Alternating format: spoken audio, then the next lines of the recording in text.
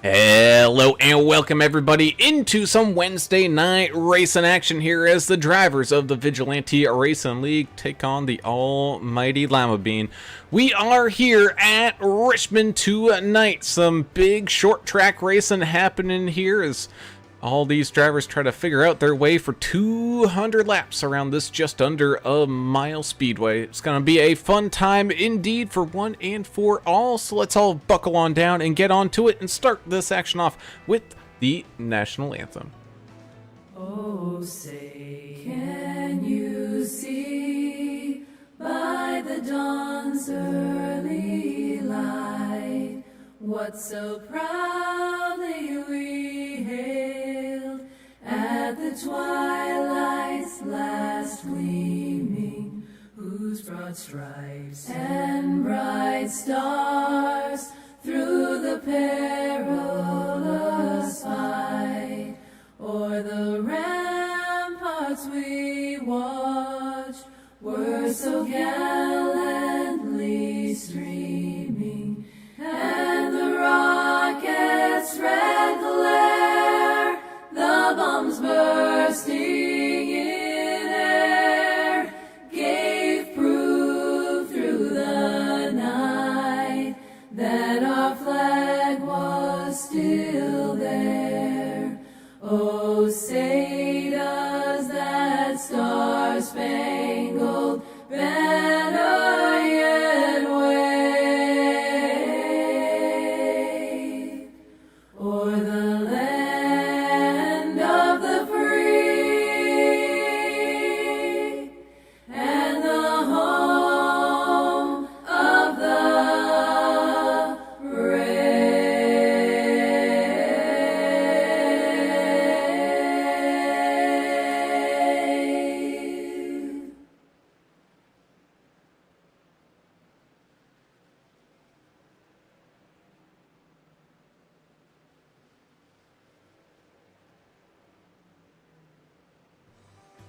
And welcome back. As always, we have to say a huge thank you to the proud sponsors of the VRL, such as GC Cruise Travel and Mr. Greg Klein. Give him a call at 918-906-5616 or shoot him an email or a message over there on the Facebooks to get your next vacation all booked up and settled for. The best thing part about Greg is, you got a great deal. He's going to save you a boatload of money, no pun intended, and it's all stress-free. You don't have to worry about booking all the extra stuff or all the accoutrement or any of that kind of things.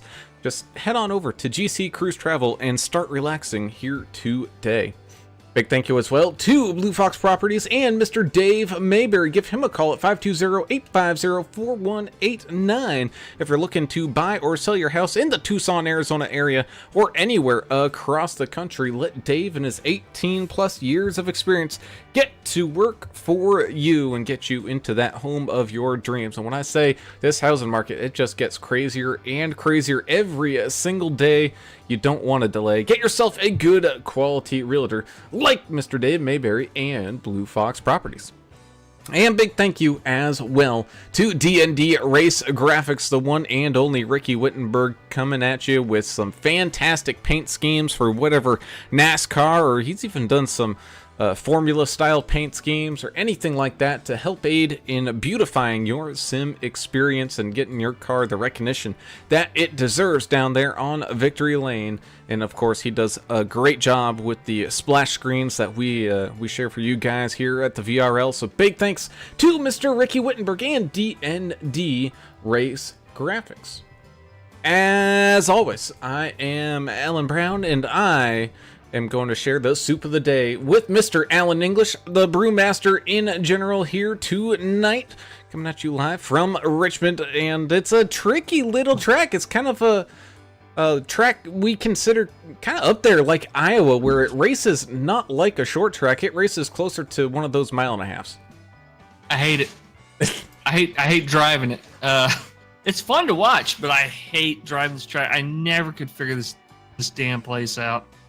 I'm always loose coming off. It doesn't matter what I do. It doesn't matter what line I run. I'm terrible here. Absolutely horrid. I would rather run Sebring than run this one. And you know how much I hate Sebring, but it's very difficult to get in a good rhythm here and keep it. Some guys love it though. This little 3/4 mile D-shaped track here. You know, the way it's so tight coming off a 2 onto that straightaway and stuff just throws me for a loop. And there's some people that just absolutely love this track and they're so good at it too. So I definitely envy those folks. And you could tell the guys out here who've put a bunch of laps in here at Richmond, and it's gonna be a great watch tonight. I hope we get plenty of watchers out there on the YouTube, because this is gonna be a good one. And that indeed it will be, as down there on pit road, ready for all the beating and banging action, is our anger management specialist himself, Mr. Adam Turner, all locked in and loaded. Adam, crazy little big track here tonight. I got a feeling that close quarters combat is going to be the rules of engagement here. It's definitely going to be a fight out there, and English doesn't like it because it's a driver's track, and he's not a driver. That's true. And it goes for me too, though. English and I were better at kind of the lucky tracks, the Talladega, speedways, Poconos. Well, Pocono had a little more. It was more challenging, but that's a whole other thing. Anyway, I'm looking forward to tonight. These guys are great. Vigilante. We're gonna see a show. We are going to see some anger. There's no doubt. It's a short track. It's 0.75 miles, man. You're gonna beat and bang, but it runs almost like a mile and a half. It's kind of weird. It's hard to describe, but we'll see it as it plays out. I think we're going to see a lot of issues, but with the coolness of the track, I think it's going to be fun. These guys are pros. They'll make it happen. I'm going to give you the rules, Brown. 1 fast repair. 60% fuel, 5 sets of tires. That's key. You're going to need every one of those. 25 incident points, you get a penalty. 6 more incident points every time after that, you get another penalty. Look, it's 200 laps and 79 degrees on the track. And so beautiful weather to be had while we're taking a look at tonight's race information under the night sky and the beautiful bright lights that surround this racetrack here. So we got some Wednesday night racing actually involved for these drivers. But like you said there, Mr. Turner, nice and cool on the track. Going to allow these drivers to get at least not super slippy and slidey, and no rain in the forecast either. I know, man, the crazy storms this past week could be a different story, but thankfully here in the simulator we're able to stay nice and dry. Bring us down to tonight's key to the race, and man, it's your choice whether you're gonna get grippy or you're gonna get slippy. This track's super dangerous coming in and out of these corners. Yeah, you can develop a push condition coming into the turns and a loose condition coming off, or vice versa, depending on what kind of line you run. And we're going to see some guys losing control of these trucks pretty early, I think. These tires are going to get ate up really fast. Yeah, there's a reason they put 5 total sets of tires here for these guys here tonight. They're definitely going to use them all up. That indeed they will, as we're just a minute away or so from finishing up qualifying. We thank you all for tuning in and watching and having a beautiful time out here with us. If you haven't done so already, be sure to hit that subscribe button, ring the notification bell, so that way you get alerted every single time that we go live. And of course, if you enjoy any of the action, be sure to hit that thumbs up button as well, so we can continue to grow this fantastic community.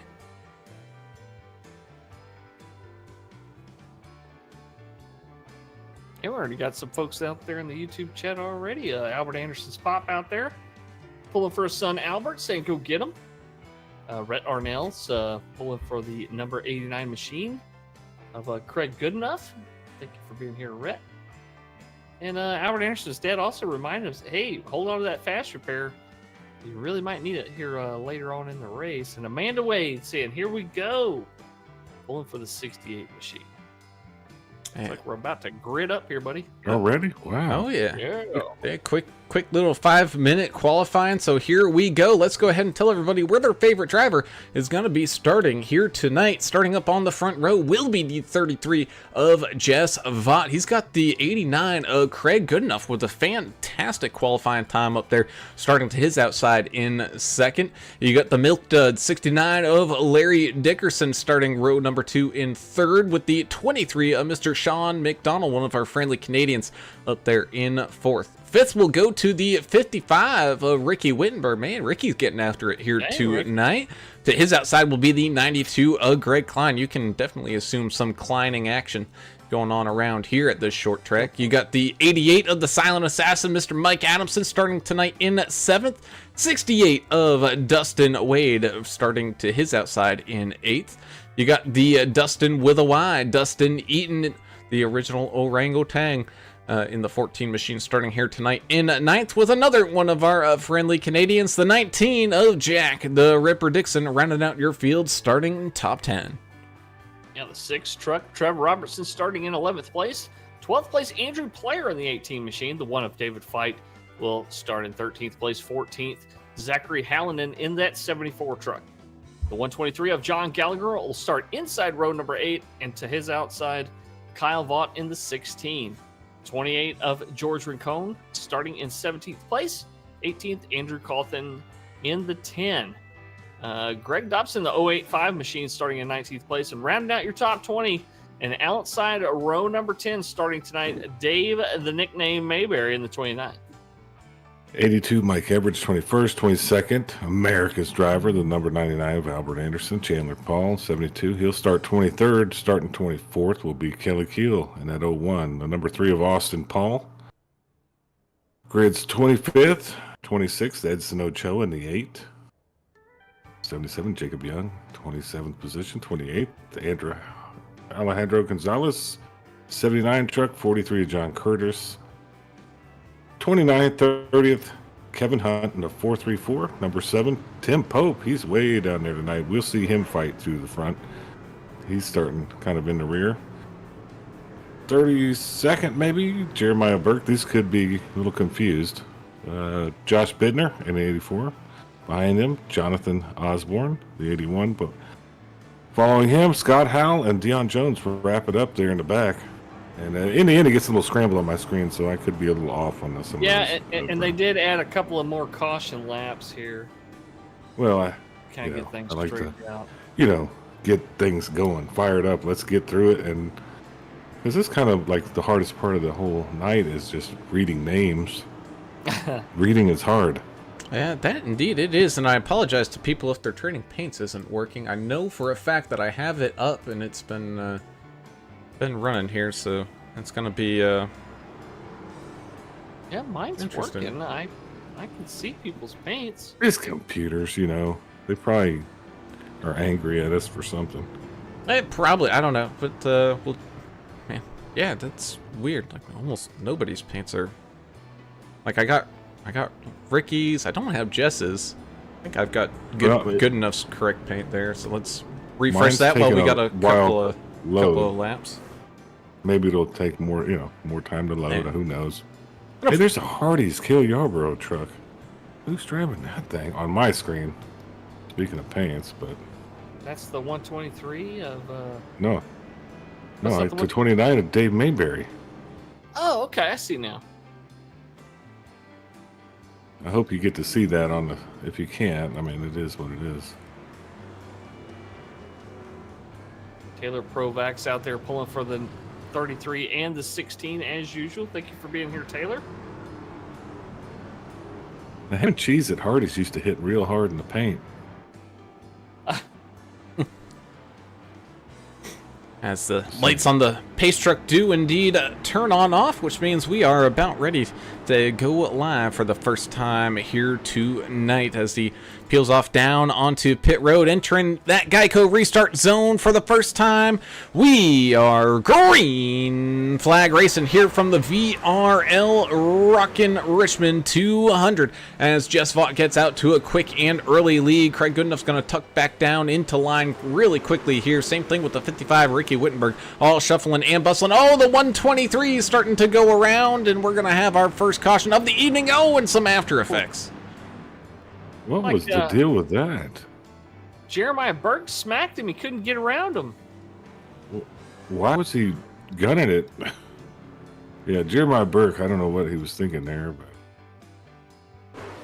Yes, just a little self-slip and slide there for the 123. There was a little bit of some netcode as well on top of that. It looks like the 28 of George Rincon getting a little piece of that, and then Jeremiah Burke he was slipping and sliding too. I think he tried to get on the brake and it just wouldn't grip for him. See it either. Yeah, I don't think he had total control, so I can't blame that on Burke. On the surface it looked crazy. Like, are you going down there to get around or what? But no, he lost control too. There was trucks between him and the 123 that were trying to dodge it, so his vision was obscured. Yeah, he couldn't see it. You got to we take it for granted. They're looking in a cockpit view. Around on the broadcast, we are looking at like in a third person view, right? So I'm looking in a way different view than these guys. So apologies to Jeremiah Burke. I didn't mean to call him out. He didn't do anything wrong there. Harry Austin out there in the YouTube chat saying, let's go the hashtag South Texas Brothers. It's in the Ochoa and Jacob in the 77. Yeah, the South Texas boys, the Valley boys, they started right there close to each other, and they're still close to each other, 24th and 25th. And I can't wait to get back down there to hunt some dove. Man, I'm telling you, some of the best dove hunting in the world. It's the best. Well, besides Argentina, it's the best, I think, in my mind. And I've never been to Argentina, but I've just seen it, on the YouTube and heard stories. There, go down towards the coast, kill some golden eyes and some redheads. Well, you could do a casting blast too, where you go fishing in the afternoon and dove hunting in the morning. Duck hunting too, man. Well, yeah, you can do that. Good duck hunting down there. Around Lake Mathis. You ever been down there? Oh, my buddy used to live on Lake Mathis. I got some good pictures of. I think it's called Lake Corpus Christi now. It is. They changed the name. Changed the name of the lake. It's quite the community. It's a little different, but we had a lot of fun down there. Is that your buddy that goes to the nudist colonies and stuff? Well, that's their dad. Yes, his dad. Their dad. Okay. The brothers that I'm friends with. Yeah. One of them lived at Lake Mathis, and the parents are in the nudist colony down there in Edinburgh. Yeah, that's where it was. The South Texas boys probably understand where that. Yeah, they probably know where that's at. But we're digressing. This is going to be a good race. We just trying to fill some time, We're going to get a few cautions, and it's going to get interesting. Yeah. We already had a debate about soup before the green flag. Yeah, pre-race soup debate. Which is something we could definitely get back into here a little bit later on as the Trading Paints finally decides to actually do its job and get everybody's paints all back and updated.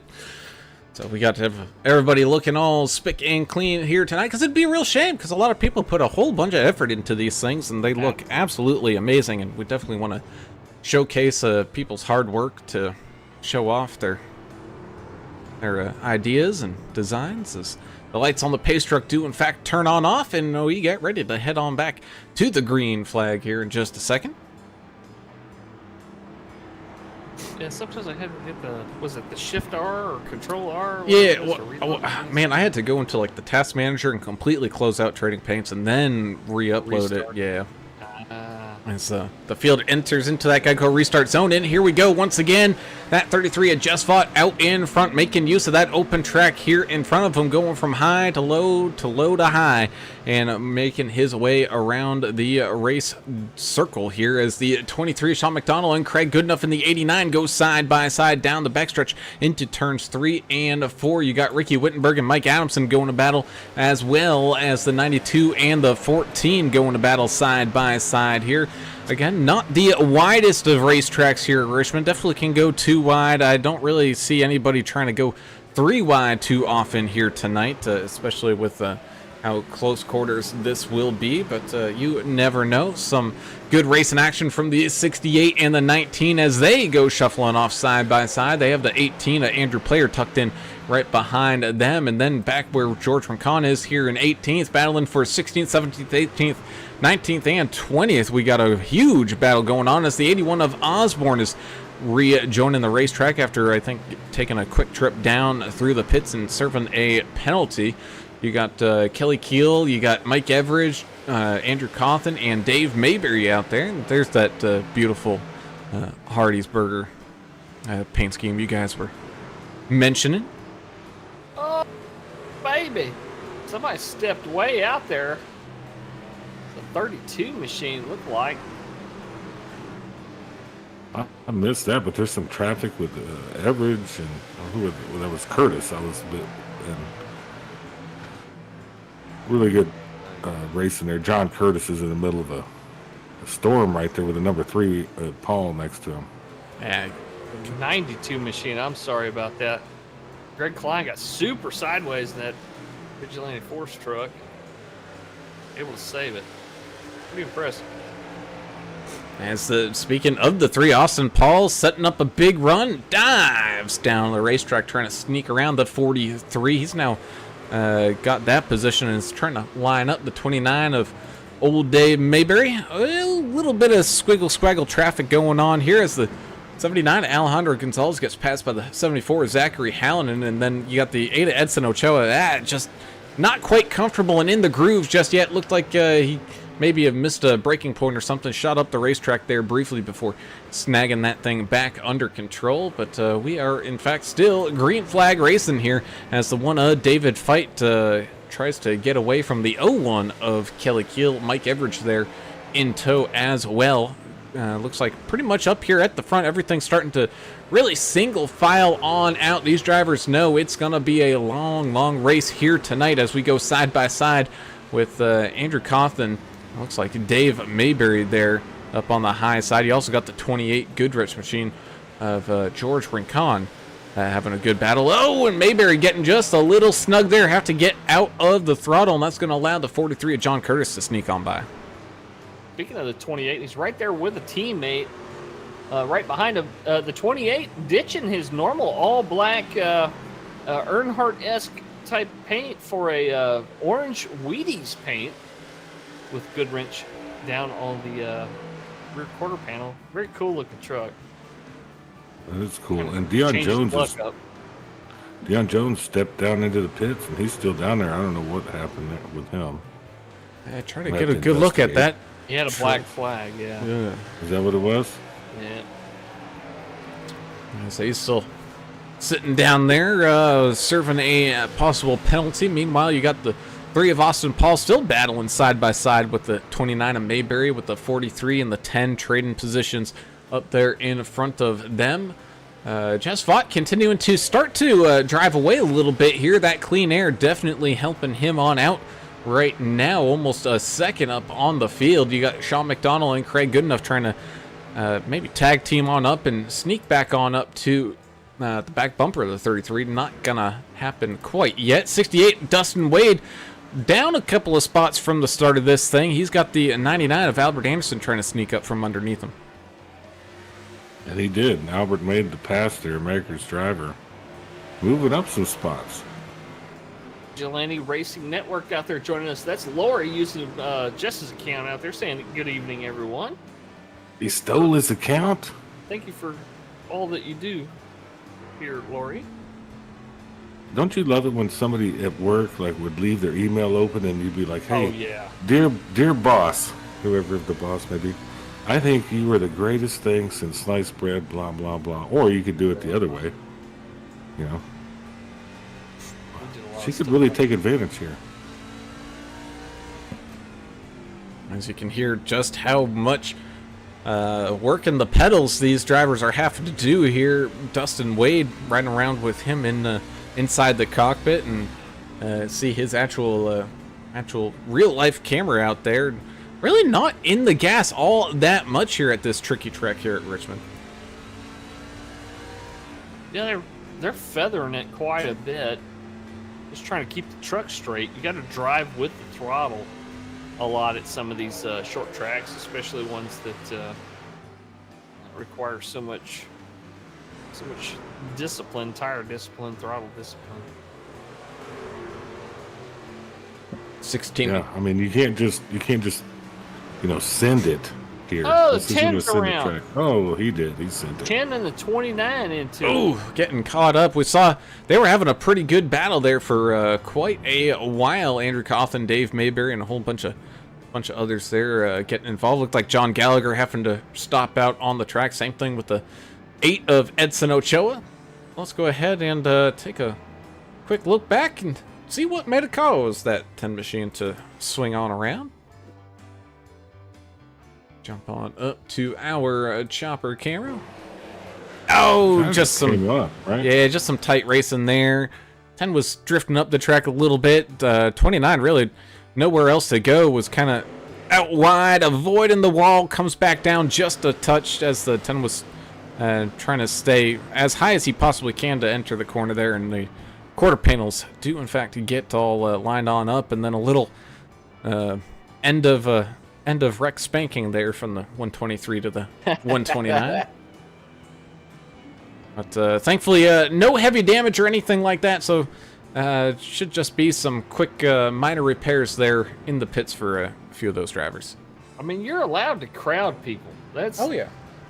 There's nothing wrong with crowding a guy, but if it's between him hitting the wall and then getting into you, he's probably gonna get into you. You're Well, gonna and move I a don't- little bit. The wall's not gonna move. I don't know if he meant to crowd him with his tail, his tail end of it. If you want to crowd somebody, you want to do Yeah. it door to door. That's I think true. you just. I mean, now you're trying to start controversy. Well, That's no, I'm usually just my job. saying. No, I think that he just kind of slid up, and it didn't cause much damage, like Brown No, said. So no. it is what it is. But yes, I want to see people It's short. pinched. I love the pinch Oh, job. I love seeing people get pinched down. And Yeah. That was a little kind of That's what a happened. high version of it, but Yeah, that's what happened in the real race here at Richmond. At the end of it, if anybody watched it, the jump in the start thing. well, there was a alleged jump start, and there was some pinching, and there were some people that weren't happy, which is great. I love that. People love to see Yeah, drama, fights. more drama. Drama? More drama. That's like whenever, man, the one year I went to college, I was part of the golf team, and we had the golf coach was a Southern guy, and he went like the Carolina Southern. So it's like, it's a diff- yeah, when different you accent. when you play for this program, I'm like, program is spelled with an A, not with an I. What are you saying? Program. Program. Yeah, I hear that a lot around here too. Program. Yes. You haven't watched your television programs lately? That was It's usually with a U around here. too. A program. Yeah. Yeah. But we all have. America's great because we all have these different things, but we're still America, right? Diversity. Yeah, and it's like relatively, close to each other too, right? Like I'm not that far from Boston, and I don't consider myself to have a. And you don't Boston, speak like yeah. it. Yes, I agree No. with you. You don't speak like a Boston Southie, one of those clowns. Of course, they're American clowns, so I can say that. The Southies. I love that movie though. What was it? The Town. That's where I learned about all this. You watched The Departed too many times. Departed. Yes, I watched that The one too. Departed. I did like that movie. And then the one when remember that time that you were doing equations on the chalkboard and you were working as a janitor? That one was a good too. Oh God. I got another movie thing that I know, at least Adam, you'll be interested to know, but we'll get to that here in a little while as the 33 of Just Fought and the 23 Sean McDonald start to line back on up with the lights on the pace truck turned on off, which means we're getting ready to go back to some live green flag racing here about lap 29 as the pace truck gets down in out of the way, and here we go. Green flag racing once again as the 33 out like shot from a cannon out in front. 23 of Sean McDonald's having to try to figure out a way to stay in front of the 89 of Craig Goodenough, who's lining on up on the bottom side. Doesn't look like he's going to get a good enough run down there at the bottom. Oh, it's the 88 of Mike Adamson. Saw that opening of the door just a little bit as we got some right side romance. Oh, and the 88 goes around. Oh, and we got a big one on the front stretch. And just on the first glance, it looked like he slid up, and I can't confirm that till we watch the replay. As the parking lot gets built up down there on the front stretch, let's go ahead and take a look back at this incident and start the public caning. He got good enough, caught it from behind too there, and after that initial contact, a little chain reaction there. As we jump back, and this really started before corner entry as the 88 looked with a pretty good run, kind of snags down low on the 89, and then yeah, just kept drifting up, and then I think we had a little bit of that pretend magnetism that these iRacing trucks get sometimes, and looks like the 88 just gets sucked up into that 89's quarter panel, gets all spun about, and then after that it was just a slip and slide, no-go show. 16 getting involved, 10 going sideways. Ooh, Larry Dickerson stopping just in time before T-boning the 88.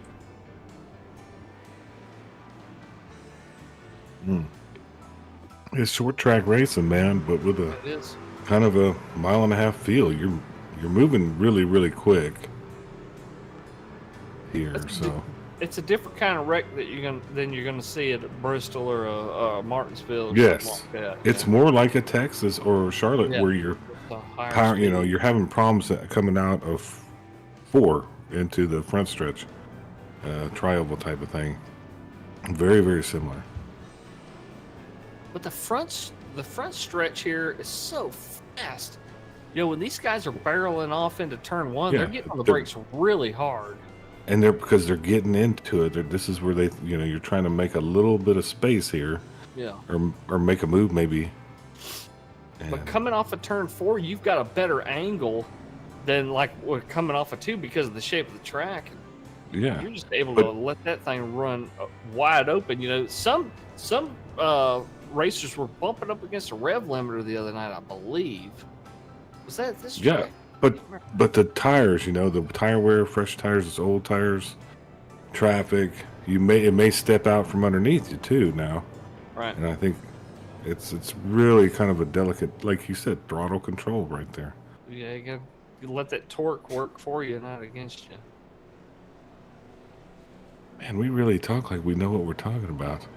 I know, which is surprising. I mean, if we actually put all It this really is. knowledge that we cumulatively have, we might actually be able to race a time or two. Well, you can. We've seen you race. You're still good at it. I haven't touched the wheel in probably a year and a half. Yeah. I got it over here. Probably needs an upgrade. I thought you were going to jump on out there in the middle of turns 3 and 4 over at Numb Thumbs there when you accidentally logged thought in. about it. I did think about doing that. Just, because there's some guys I might want to hit just for fun, Like DW. I just hit him for fun. I mean, it's not like I Yeah. don't like him. He just deserves, like, you know that friend of yours that you just want to slap and you just slap him in the back of the head every once in a while? Yeah. He's like that guy. His name's Adam Turner. I know, but you're Well, far enough away you can't hit me, so that's true. perfect. Virtual. As the field gets all lined back on up here, we're going to have the 33 of Jess Vaught once again lining up beside the 23 of Sean McDonald. The 14 of Dustin with a Y is going to sneak up a few extra positions from that caution and start right behind the leader. Same thing with Ricky Wittenberg. He's going to start right behind the 23 of McDonald here. You got Jack Dixon and the 19 up inside this top 10, 99 of Albert Anderson. So a lot of good drivers still running around out here as the 33 gets the green flag, and away we go. Racing once again, 23 with a really good start there, but same thing with the 14 continuing to block that inside path for the 23 who wants to get down there as quickly as possible. 123 outside wall. Had an accident there. We're still green. And the nose pointed still in the correct direction here. It's the 187 of Scott Howell continues to work on the inside of the 18 Andrew Player. You also got the one of David Fight still fighting side by side with the 43 of John Curtis, George Rincon, and Kelly Keel battling right behind them. Austin Paul in a pretty good battle right now is, the 92 of Greg Klein. Looks like he climbed up the ladder a little bit there, was down low, and then went way up high, having to get out of that throttle in a hurry, losing a couple of positions there. 6 of Trevor Robertson, giving him fits over that one. 01 in the 28 with a little side. Oh, side 72! smack and a couple laps ago. Able to get that nose pointed back in the right direction. Oh man, it looked like somebody was breaking loose and snagged a piece of the outside wall or something, and ends up getting the 72 collected in it. Hard impact on that right hand side, and I got a feeling the 72 might be dealing with some steering damage here.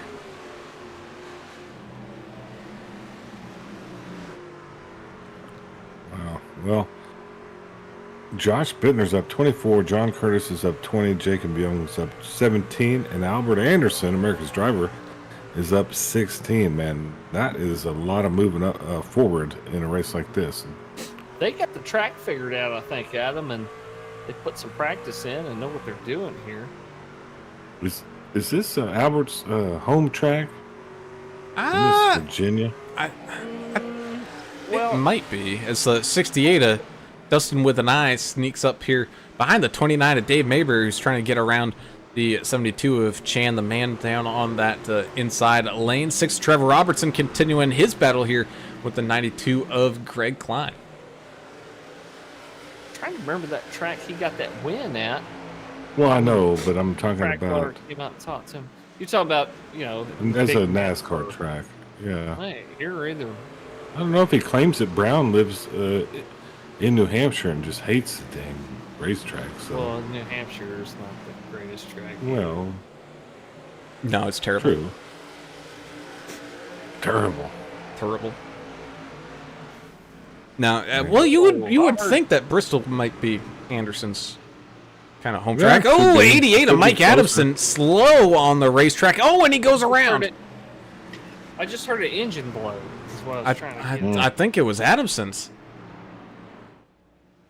As the yellow flag comes on out, let's go ahead and see what happens here with the 88. We'll actually kind of jump into the cockpit here and take a listen.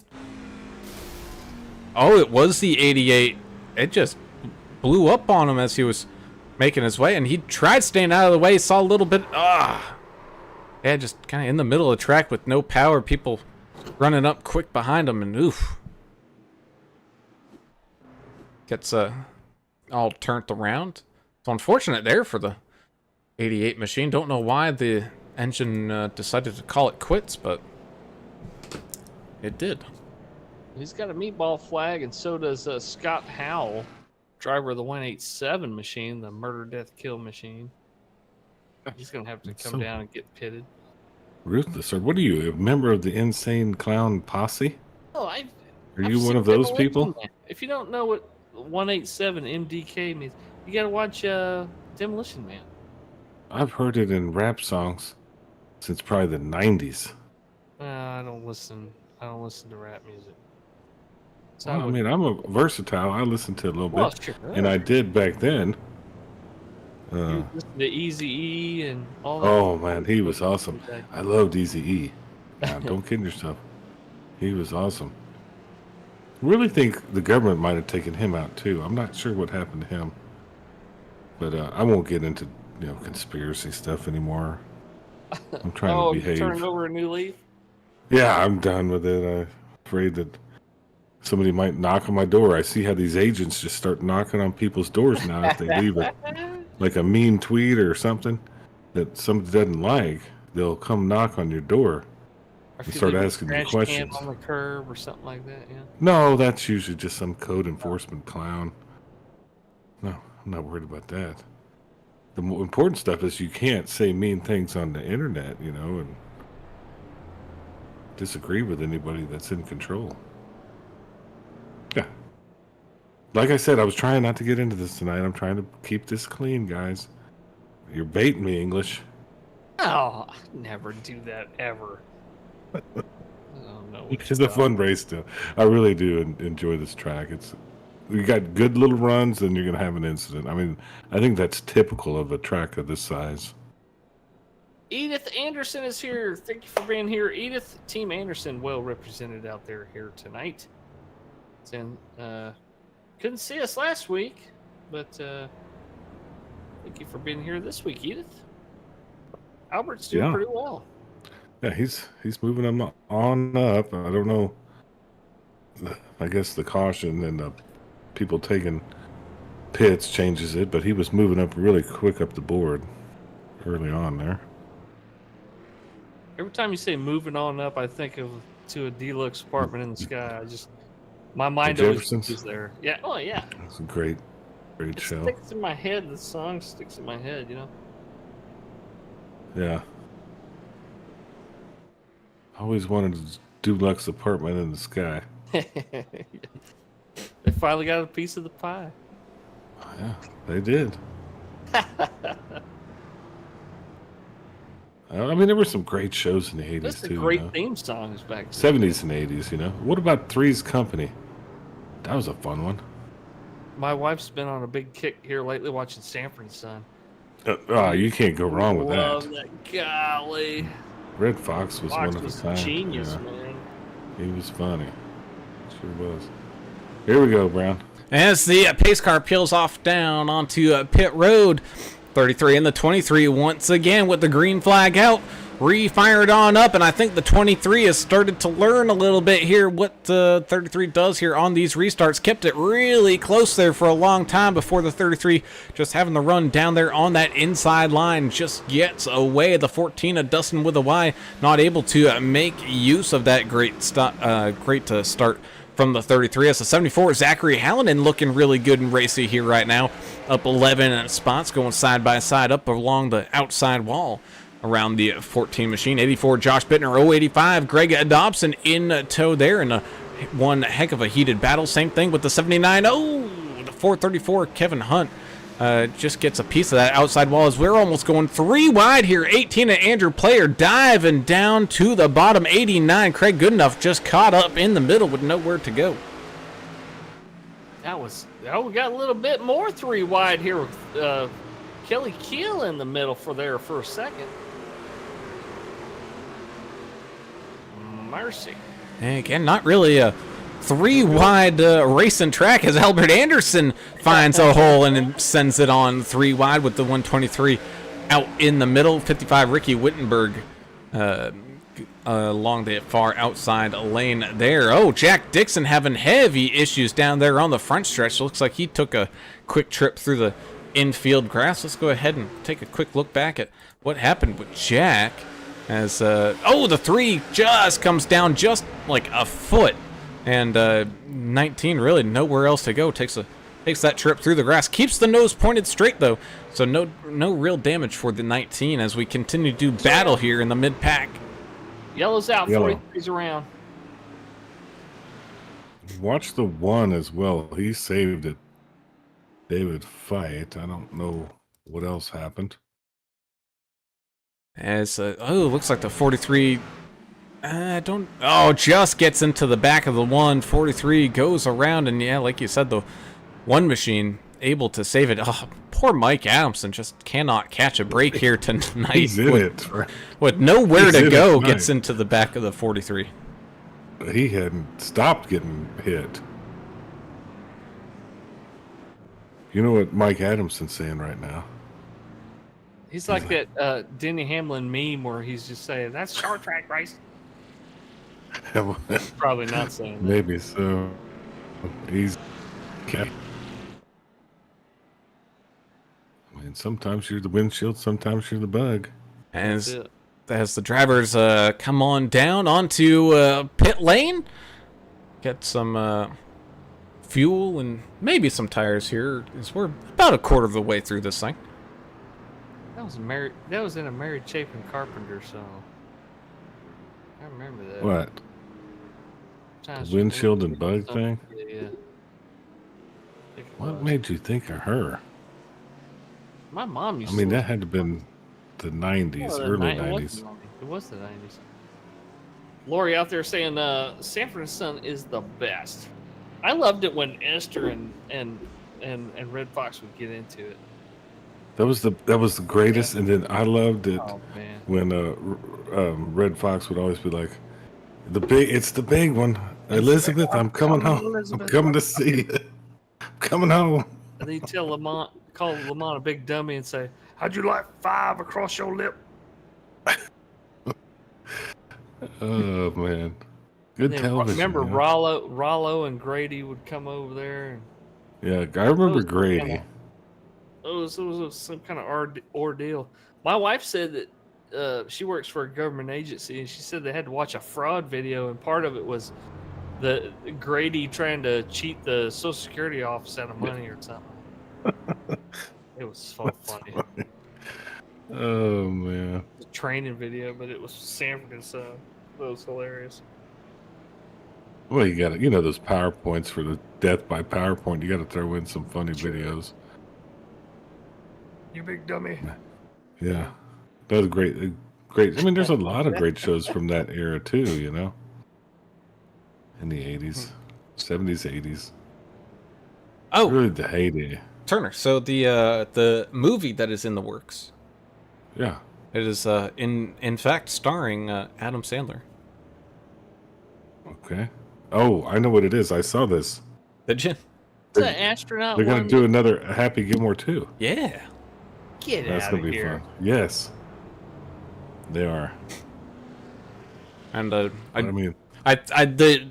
what they're going to try to do is get one of the actual PGA Tour players named Will Zalatoris to play the caddy for Happy Gilmore, because he man. looks very similar.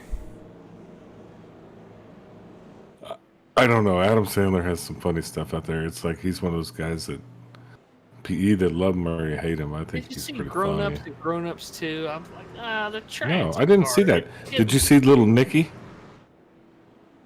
I watched Have you part of it. I couldn't even make it through that one. That one was great. It was Little not. Nicky was great. See, It was not. But did you like Waterboy? Yes. Okay, I mean it's like hit or miss kind of. Same character in all the movies. Well, we got the 84. Josh Bittner going to lead the way here as the 68 of Dustin Wade lines up to his outside. Pace truck coming down and out of the way as here we go. Green flag racing once again as the 99 of Albert Anderson helps out his good buddy Josh Bittner down there on the bottom side, getting a really good restart there. Albert's trying to slide his way down up underneath and does get around that 68 of Dustin Wade. Ricky Wittenberg up there as well, putting in some really good laps. 01 of Kelly Keel and Dave Mayberry, a couple teammates fighting alongside each other. They got the 53 of Jeremiah Burke out there. Oh man, watch out whenever you get Burke and Mayberry together. That's always usually a pretty good and interesting time. Meanwhile, 33 had just fought, taking no prisoners after his last round of pit stops, just slipping and sliding, dodging and weaving his way through all the crazy traffic. Gets down low on the one machine of David Fight as he continues that charge back up the mountain.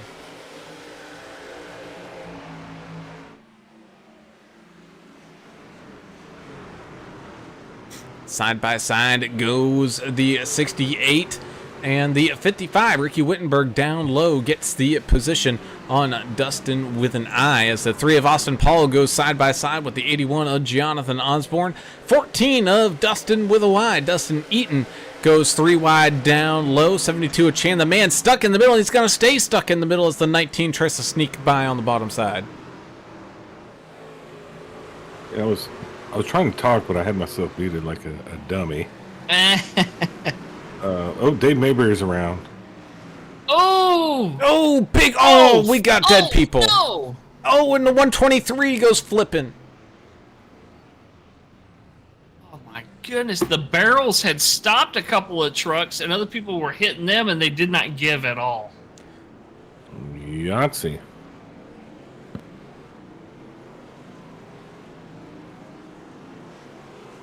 As we go ahead and, man, take a look back at that one.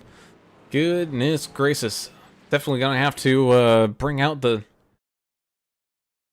ambulances for that one. Let's go ahead and kind of see what happened here. See where it all started up, and that started with the 29 of Mayberry, or up around him anyway, as heading on down into 3 and 4. Oh, 53!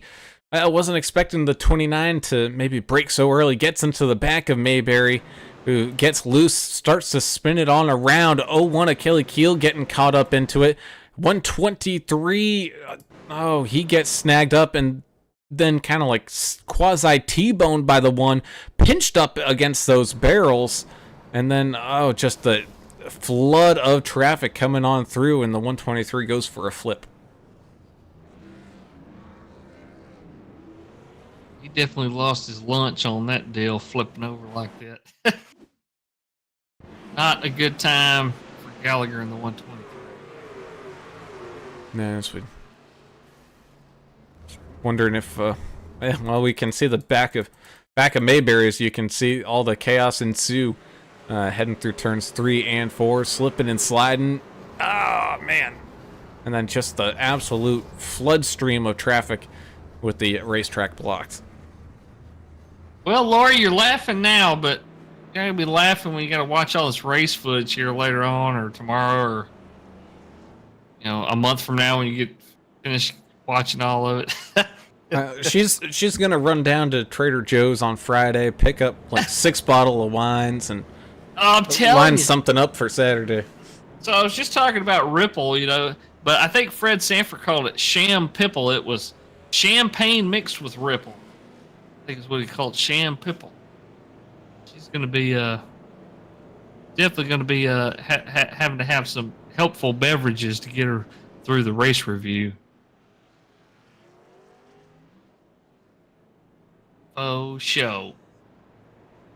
Nah, it's just a matter, I think, we need to get about 10 laps here at Green Flag Racing under these drivers' belts, because, I mean, we saw it, other than, we had a quick first caution, but, cold tires, started the race, the nerves are really going and whatnot, but then we had a pretty good, almost 20-lap run from there, and, of some good racing, so... man, I think it's just these drivers need to get about 10 laps of some good green flag runs, get the rhythm of the track, and I think we'll be able to see some really good racing come out of here tonight. Either that or, if we do continue to have cautions, stuff's going to happen like just happened just now, where guys run out of fast repairs, and John Gallagher just manually disconnected, so he's done for the night. But and an uncharacteristic appearance here for Timothy Pope. Basically looks like a starting park. I don't know if he's having computer issues or just isn't enjoying the racing here at in Richmond. But might be like me, not a Richmond fan, Could be. That definitely could be the case as the pace truck gets down and out of the way. 99 and the 55 starting things off here up at the front. And I don't know if Albert laid back or the 55 was just eager to go, but it looked like the 55's bumper was ahead of the 99 once when the green flag came out. Well, sure, that will be headed off to review. Meanwhile, the 33 of Jessfot wasting no time, splitting up the middle, taking it 3 wide around the 68 and the 6, trying to get right back on up to the front as these drivers continue to battle side by side. Again, Vaught just climbing up this field, trying to get away from the chaos that is happening behind him. Here is the 28 of George Rincon and the 92 of Greg Klein to go to battle. 14 of Dustin Eaton and Jack Dixon right there in tow. Zachary Hallinan, 74, going side by side with the 89 of Goodenough, having a pretty good battle there. Even the 16 of Kyle Vaught got caught up in a few of these oopsies around there out on the track. He's going side by side with the 82 of Mike Everidge. Getting crowded right here around Greg Klein and the 14, the 89, 19, all there clamored together. And yeah, Klein's like a magnet for problems. Look at him. yeah, Everybody's around him.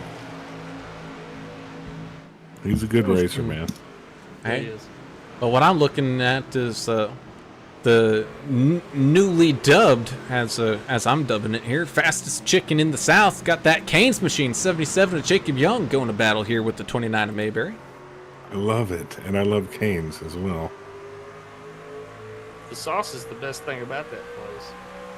The sauce is great. Don't get the coleslaw. It's not Mardi Extra Gras sauce. mustard. It's not Mardi Gras mustard from Popeyes, but Oh, that's good too. But I do like cane sauce. hey, cane sauce is good. No coleslaw. So you're saying Clyde Torkel owns that car that he's Probably. driving? The Chicken Pit Special. Chicken Pit Special. Well, welcome back, you old fish-eyed fool. Isn't that what Esther used to call him too? Yes.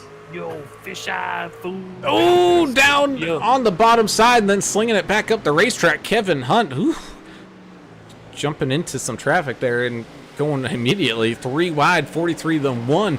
We're 3 wide with the 01 as they kind of checked up as the 43 or 434 was coming back up onto the racetrack. Meanwhile, back up towards the front, we got a good side-by-side battle here with the 81 of Chachi and the 68 of Dustin with an eye, Dustin Wade.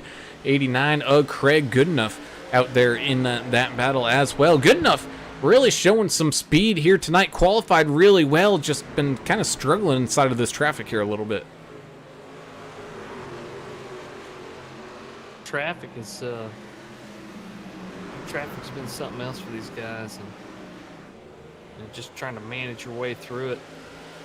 Not only just racing the racetrack, but trying to manage these tires. You got all this traffic that's right on top of you all the time. There's just nowhere to go to get away from it. Hey, you kind of feel like you're at the split, the 35 split there in Denton. Yeah.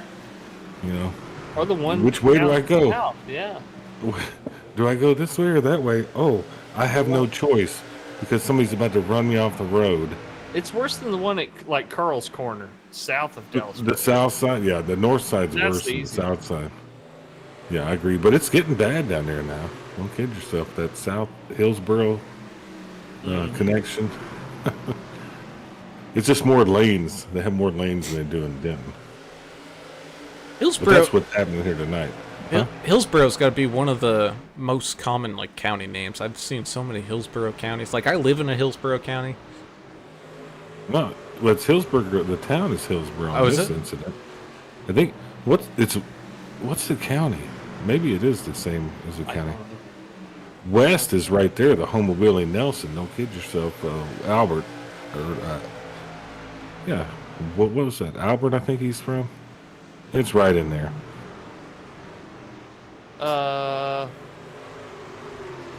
Albert. Is it Ooh. Alice? Alice, Texas? I don't know. I don't know. That's some wall contact there from the 72 of Chan the Man as quite a bit of traffic starts to try to sneak on around him. The next one up on the list is the 01 of Kelly Keel, trying to slip on by on the bottom side. Jetspot has found his way back out to the front, and man, he is free and clear. He is running very comfortably here at Richmond, especially once when he gets up to the front. 6, Trevor Robertson has followed him on through. 99 of America's driver, Albert Anderson, finding his way here in third. Up 27 spots, so 53 of Jeremiah Burke looking pretty comfortable here tonight as well. It's Never mind. Abbott. Yeah, Abbott. Alice, Texas is down by Lake Mathis. No, I know where Alice is, but Albert is up here near me. It's all they're all get kind of confused, but Abbott. Is where it Abbott, is. yeah. Yeah, it's right there near Hillsboro. I think that's Hill County, actually, is what it is. But whatever, we're getting into some goofiness. Nobody really Look at the cares. side by side between the 81 and the 84. That's what I'm watching. Oh, 81 got a little loose. 23 going to take advantage of a little crossover. Yeah, he's going for the 2-for-1 special and dives it down beneath Yeah. the 81 there.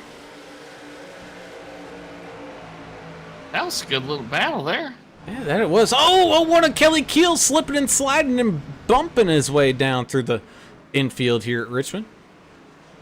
He's back up on the track. No caution.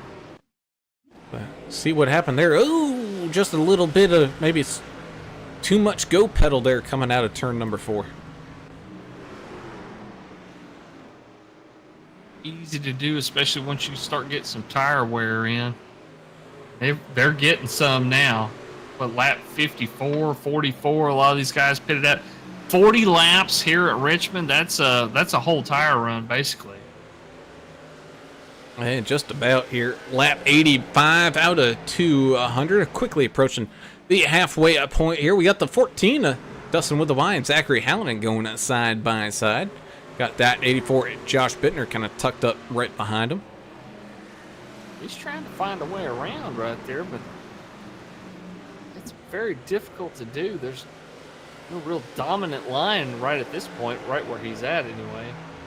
Well, and I know y'all didn't really watch race Sunday, but I think they started the race with actual rain tires on. It was a little slippery, and the trucks or the cars, NASCAR's used rain tires for the first portion of the race a little bit. Did they really? See, I could see it at a track like this. Like, I understand, like, rain tires won't help out at, like, a track like Daytona or something like that. But a little under, you know, a mile racetrack like this where, yeah, they're still running pretty quick, 140, almost 150 miles an hour. Still, they could be able to race here with rain tires. Yeah, and they did. I mean, correct me if I'm wrong, anybody out there, but I usually drink and watch the race, and I watch, I show the stuff on the TV. I don't listen to those people. Programs. But yeah, I'm pretty sure they were using rain tires at least for the first run before the first pit stops. Not that it matters, but I just thought it was interesting. As Scott Howell jumps to his pit box there, maybe having a couple of issues. Meanwhile, the 29 and the 68 going to battle side by side right behind them. Got the 69 and the 77 who are having a pretty good little battle there. Ooh, 77 getting a little loosey-goosey as the 69 works his way around the outside of the 29 of Mayberry. 23, Sean McDonald going side by side. 89 of Craig Goodenough, as well as a good battle here between the 74 and the 84 with the 55 there.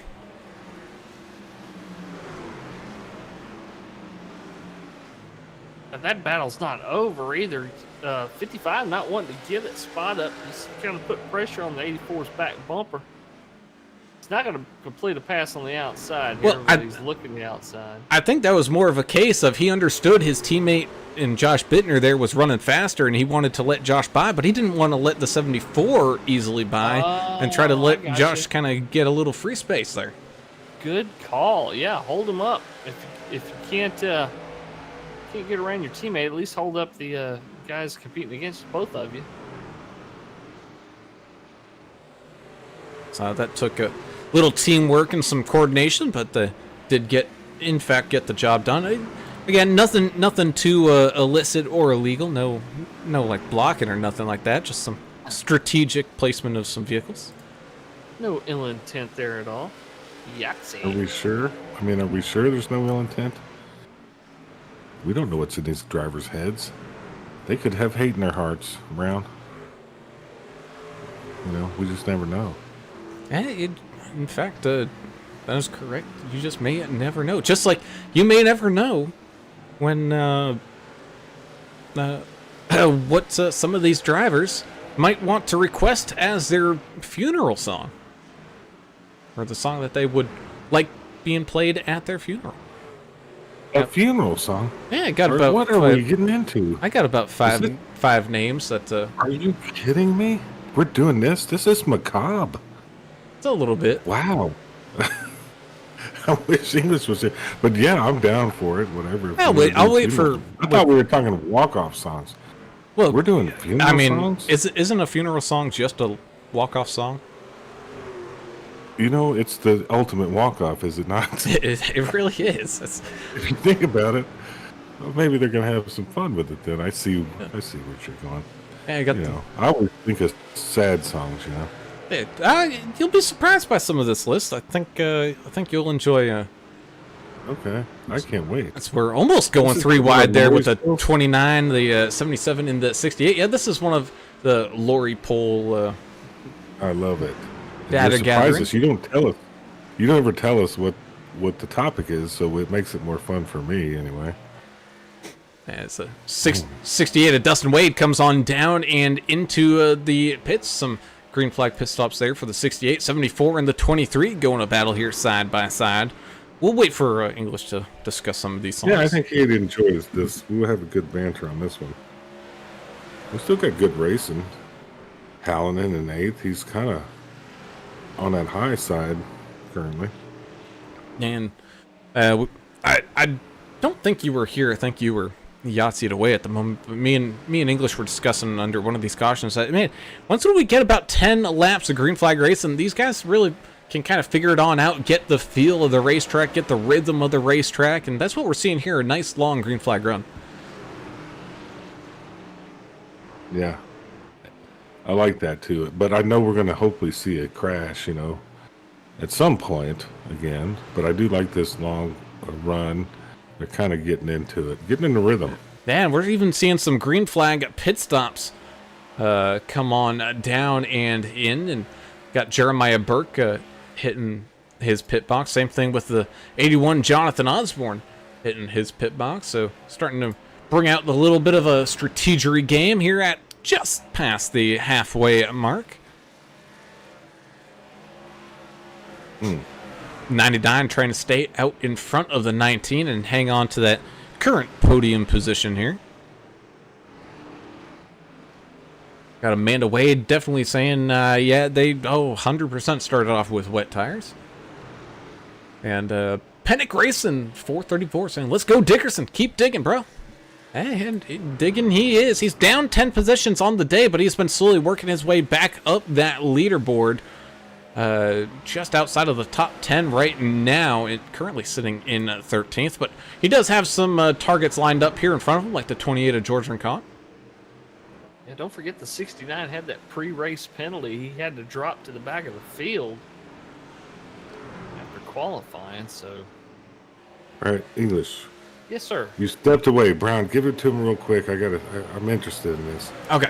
So, as you know, our ever so lovely race direct, Miss Lori Vaught, likes to send out a good poll and give us some data about that poll of these drivers of the VRL, as Jess Vaught continues to lead and continue to lengthen that lead at almost about 6 seconds here.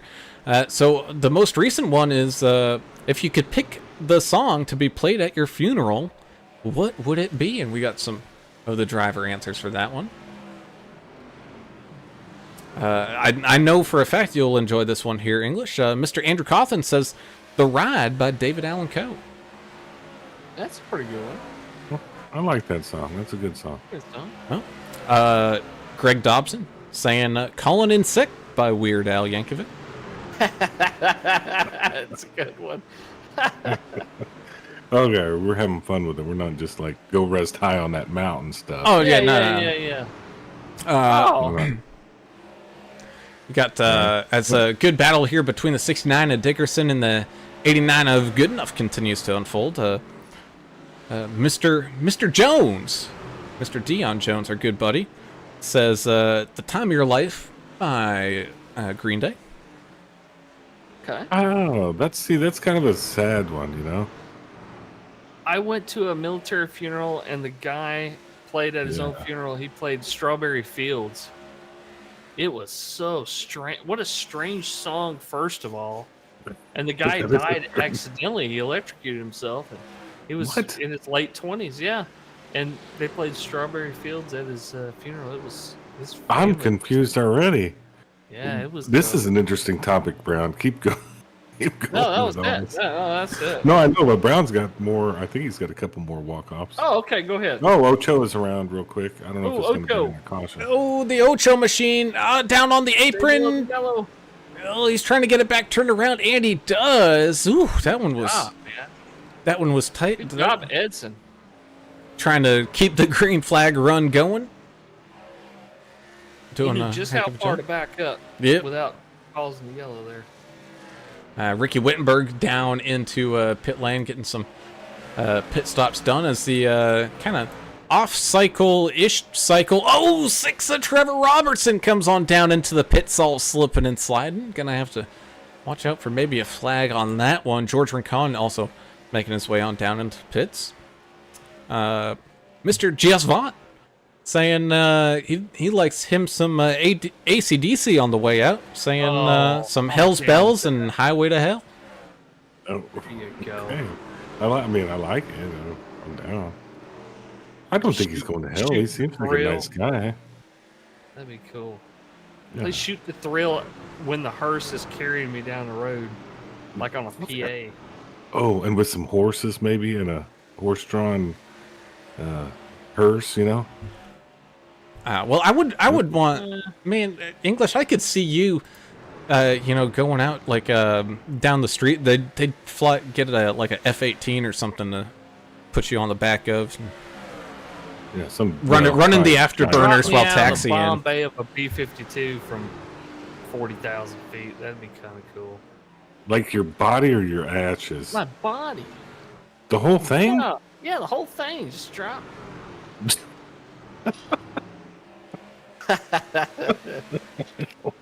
And we'll play the guessing. We'll play the guessing game for this one. Our good buddy, America's Driver, as the 33 had just fought, comes on in. What did he say for? It's got to be like a George Jones tune. Or No, something. or I know he's Godsmack. awesome, It's man. probably Oh, that's or it's true. He's very Godsmack. diverse. he has a little bit of everything in his He's, repertoire. yeah. This is a little bit of a trick question because I can almost guarantee you guys have never heard of this. Okay. Okay. But it is by a band called Megadeth. Oh, I know them. I have heard of Megadeth. It's- And this is where I get canceled because I do not speak of the language. Et tout le monde. I don't know what that means. I French. It's apparently the name of the song. Again, I might have pronounced it incorrectly, but Oh, okay. It's a French type song. it- It must be a French love song by Megadeth. well, we'll go with that as the race and action Sure. continues to unfold. But so yeah, there you go. Some of the drivers' songs that they would like played at their funerals. They're gonna play Strange Brew at mine. Yeah, I could see that. Together. I'm trying to think of one for me. You know, that would be cool. You know, like I don't know. I like Led Zeppelin. It's just gonna be Dave Thomas going "Cuckoo, Cashmere. Oh, that's a great one. You know, when they release the moths into the theater, we could release moths at your service. You know.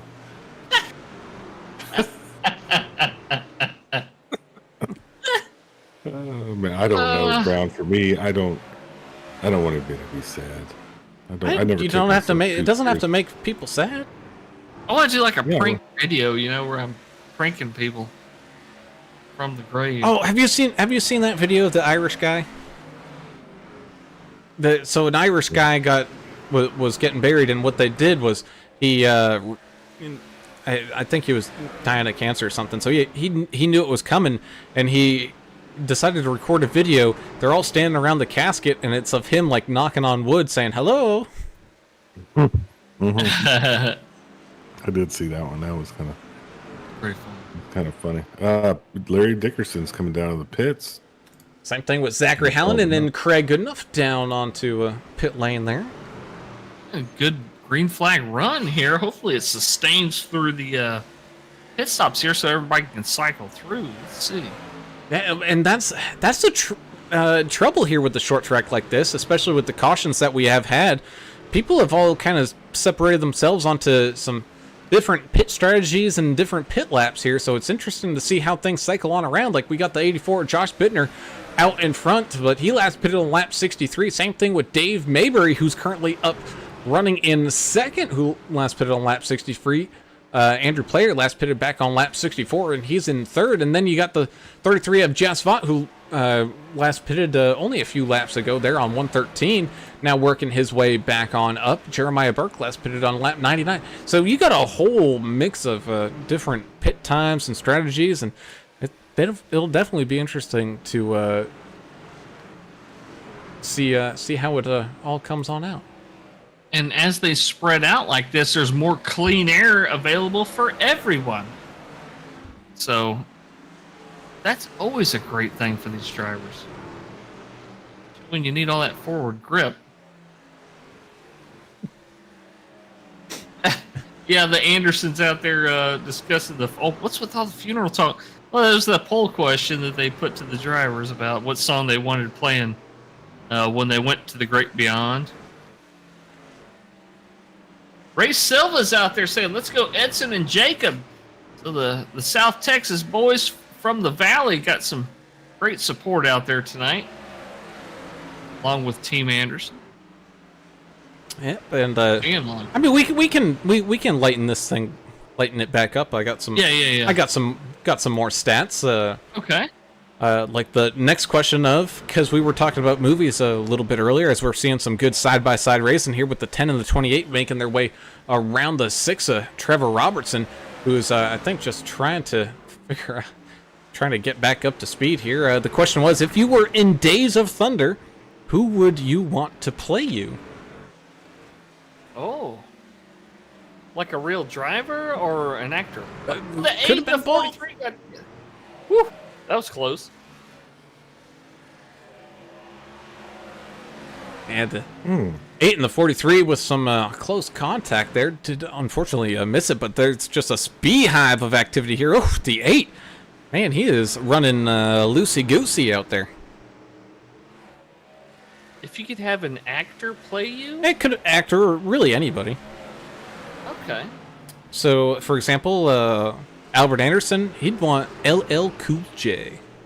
Play him. Oh, I guess that'd he's be cool. done some I love acting, LL. huh? Yeah. He was my walk-off song when I used to hit in high school when I was a baseball star. Get out of here. Yes. Mama said knock you out. Yes, sir. Oh, that's awesome. Yes, I love that. That's pretty cool. Yeah, he was something. He's had quite the career. LL Cool J has. Yeah. We got some good racing here. 92 Greg Klein having a good battle here with 10 Andrew Coughlin, 28 George Rincon, and the 74 Zachary Howland. We got a group of about 6 or 7 cars all lined on up here. Oh, his yellow flag's out. Mike Everidge, getting spun through the spin cycle. Have a little help, or was that a self-spin on his own type of deal? We'll take a look-see here, jumping on up to the camera. The chopper camera. Oh, he had a little help. It got started there with the 33 of Just Fought, just getting into the back corner panel of the 82 machine in the middle of the corner. Other than that, really nothing to say. He was just spun across the track, didn't hit anything, and other than that, so just a little bit of a racing incident there. Gene Porras, or Jean, or however you say it there, buddy. Pulling for the 16 out there, Kyle Vaught. Thank you for being here.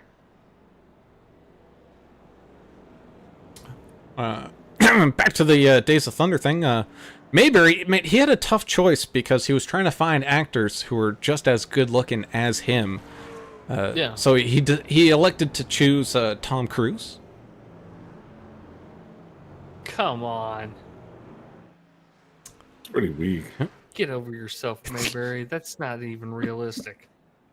He's pretty much AI now. That guy. Yeah. He's like Darth Vader. Well, I wouldn't say Darth Vader, but Well, I mean, he's been put together 15 times over with costume, makeup, and surgery. He only's like 5'3" too, by the way. I think so. So I think Mayberry is. part of him. I think Mayberry's pretty short too, so I think the height is Okay. about the same. Twins, Twinkies. They're Twinkies. That's who I want to play me, Danny DeVito. I want Danny DeVito to play me.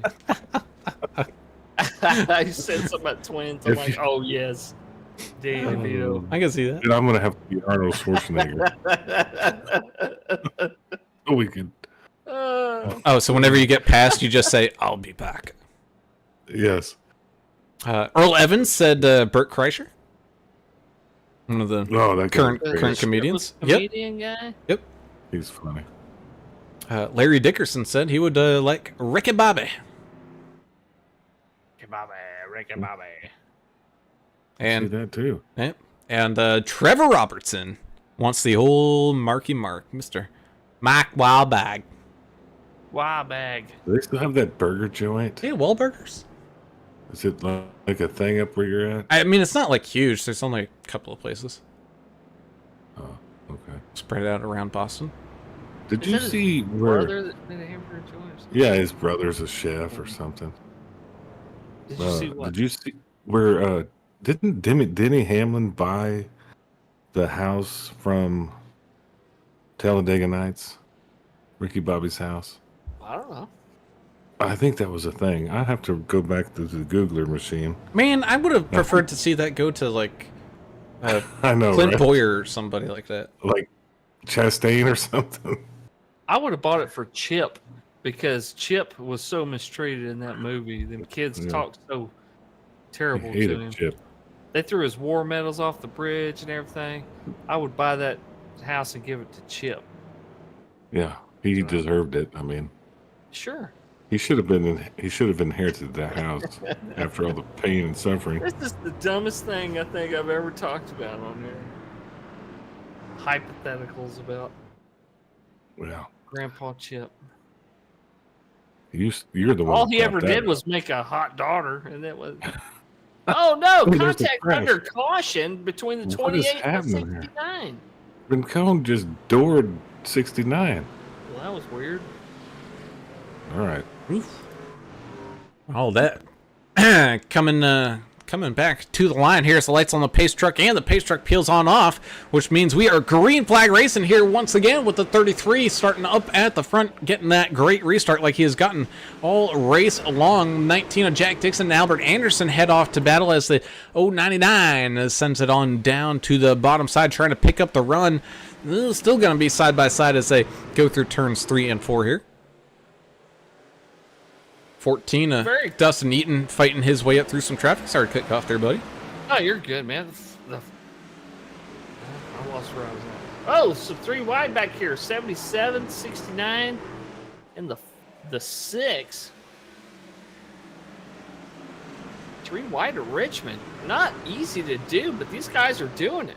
And we've seen it a few times now, and from all the cautions that we have had. Oh, as we do got one going around. Oh, no. Mayberry and the 82 of Everidge. Those are the only 2 I saw sideways. There was somebody else involved in that. 68 of Dustin Wade. So we take a look. See, oh, it looked like the 29 was a little loose coming off of turn number 4. And 68 with nowhere to go gets into the back of the 29, which sends him sideways. And poor Mike Everidge, just nowhere to go. Same thing with right behind him, the 18 of Andrew Player sends the 82 and the 18 getting collected up down into the infield grass. Runeberger. Thankfully, it looks like those are the really only people involved in that one. We got ourselves another line up and wait here for this caution as Andrew Cawthon comes on down into the pits. Same thing with Larry Dickerson in the 69. Oh, 3/4 of the way through this thing. 12 laps away from it or so. It's been cruising around pretty good. Yeah, Pinnock Racing 434. You definitely said it. Cautions breed more cautions. We do see that whenever we get the field all racked and stacked back up, and green flag waves again, and yeah, it's just the nature of the beast. Starting too wide, short track, not a lot of room, not very many lines to run.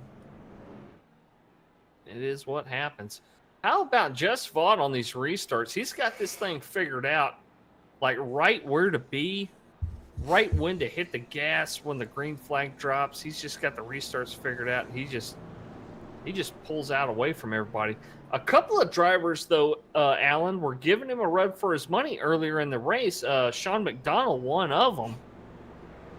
Yeah, well, so the benefit there for McDonald is, they'd had a few cautions come back to back to back, so he was able to really study the 33 and how he was going on about it, and it's kind of what you have to do here. That restart zone at this weird Lima Beam kind of shaped D track, the go zone We're going to see it here in just a second.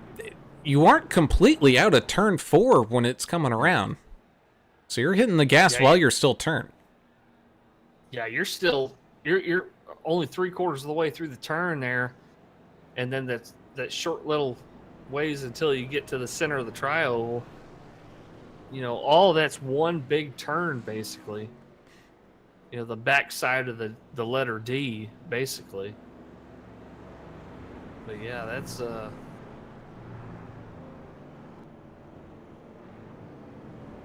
kind of tricky trying to get power down.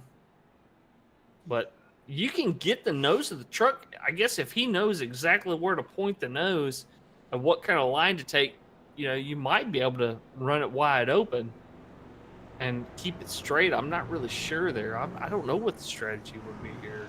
Yeah, I don't. Man, it's tough. It's kind of like, you know, like in Martinsville, where unless you're up at the very front, if you're stuck up in the middle when this thing goes green, you're in the middle of that corner still. And man, it's tough to kind of like figure out how to manage that situation. Just try not to hit anybody, or you know, check up too hard, or accelerate too slow where somebody's getting into the back of you. It's kind of a little trade-off, a little balance there.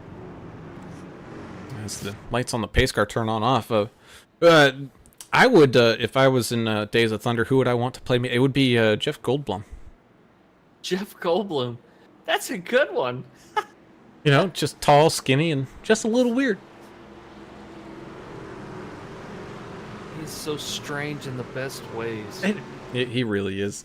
Super nice guy as well. He's freaking hilarious. As here we go, as the lights on the pace car peel on off. We go green flag racing here once again. That 33 had just fought, getting a fantastic restart. Meanwhile, the 14 of Dustin with a Y and Jack Dixon go battling side by side, making their way down the backstretch here, all trying to catch on up to that 33 of Vaught here tonight. Man, Vaught has definitely put the practice in, and that is for sure. Same thing with Ricky Wittenberg having a fantastic performance here tonight as well. He's trying to figure out a way to get some of that speed down and catch back on up to the 19 and the 14. He's got the 81 and the 99 and the 53 of Jeremiah Burke, all hounded down his back bumper here. So 53 kind of lines up behind the 81 as the 55 looks to the inside of the 19 machine. Andrew Cawthon for a slip and slide ride through the infield grass. Not a lot of grass here at Richmond, but where they have placed it, there's plenty of it. Able to rejoin the racetrack without too much of an issue, but we got some crazy side-by-side going on here as the 28 and the 69 go side-by-side. Saw earlier that they had a little incident under caution there. I know a lot of things about George Rincon, but being an aggressor in a situation like that is not something he would do. I got a feeling there was maybe some mistake or some miscommunication going on there as they tried to race around each other here. I don't see him being a hitman. No. Out there looking to try to turn somebody. I don't see that. I love that Ricky Wittenberg up there in third place right now. He seems like he's one of those guys that loves the old school tracks, man. Ricky is a NASCAR historian, if y'all don't know. He did a lot of podcast stuff about old school NASCAR, and he's a NASCAR historian. There's not many people around that know as much about NASCAR and its history than Ricky Wittenberg. And look at him up here, third place, just kind of cruising around Richmond. You know what else he knows about? That I hate. What was that? Wrestling. He's a wrestling historian, and so he may want to wrestle somebody here. I should say wrestle somebody here at the end and take them out. You know, DDT them or something. Do a pile driver on them. Jake the Snake. Do some kind of move. So we got some wrestling here going around the 99 of Albert Anderson. He got the 6, he got the 74, 69, 10, all battling it on out. Same thing with the 01 of Kelly Keel, looking to get a lap back here. He's I believe, first car one lap down here in 15th, so he's trying to figure out a way to hold on to that lucky dog as they continue to race around, and some almost 3-wide situations happening again. Now, and there it is, 69 splitting up straight through the middle, gets around the 99 and still side by side with the 01. Panic Racing at 434 saying you got 60 laps and you're in P12. Be smart. Dig your way to the podium there, Larry. Pulling for Larry Dickerson, of course. Analea Tovar saying, let's go Eaton. Hashtag comeback kid. Yeah, well, last week he had an internet issue, right? He was going to Yes, he destroy did. everyone at Coda. He was destroying everybody at Coda. He was going to kill Oh, him, my goodness. and he had an internet issue and did not finish. Terrible luck. But there'll be another race that he's a good Sure. driver. But It's I really like think he a likes car that those. blows a tire or an engine or something. No, it's a mechanical type thing, but that road coursing, I think that's the name of his game. So Oh yeah, and I mean not too distant in the future here. I think we got Watkins Glen coming on up, so definitely something to watch out for as the race in action continues on here. Just inside of 50 laps left to go here from Richmond. That's the 18 and the 99 go side by side with the 77 and the 68 battling for some good positions there. You got the 89 and the 69 battling side by side here inside of this top 10, as well as the 28 and the 74. Ooh, oh, one of Kelly Keel almost getting into the back bumper there of the Goodweiser 28 machine, who's hoping that he did in fact eat his Wheaties here tonight, trying to strong arm his way up through this field.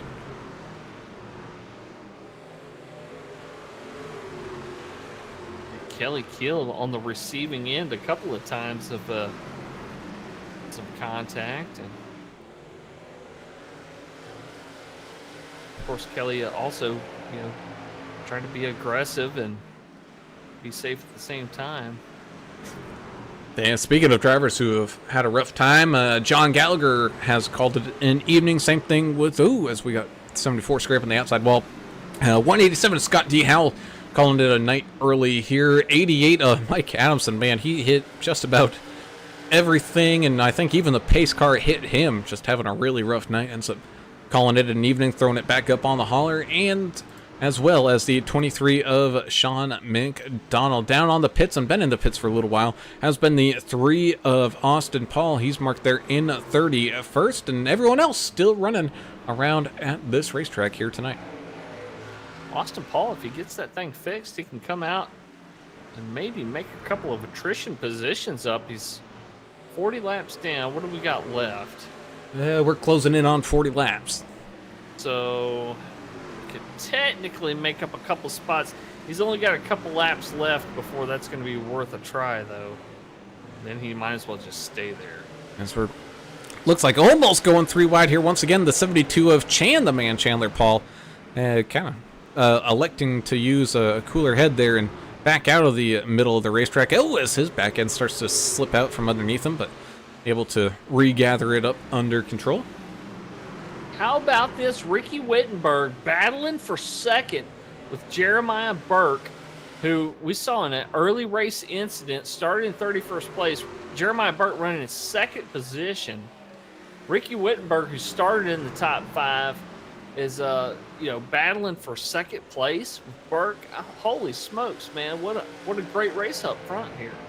Hey, you ain't kidding. I mean, he's also got the 81 of Jonathan Osborne just breathing down his neck. Oh yeah. So yeah, that 55 machine, he's trying to just stay calm, cool, collected, run his line here for the next little stint that these guys got going, and hopefully get there here at the end. But I got a feeling we still have some pit stops yet for these drivers. I'm seeing, at the latest pit stop, some people pitting back on lap 137, 138.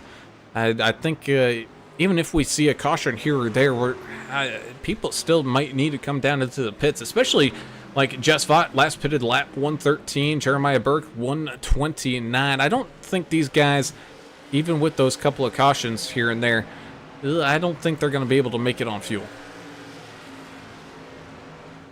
Yeah, they're probably going to have to come down and get a little gas and go. Which is the last thing that these drivers want to do, is give up their track position right now. Let's see, 69 and the 14 go battling side by side. 69. Dawkins ran. He held it. Wow.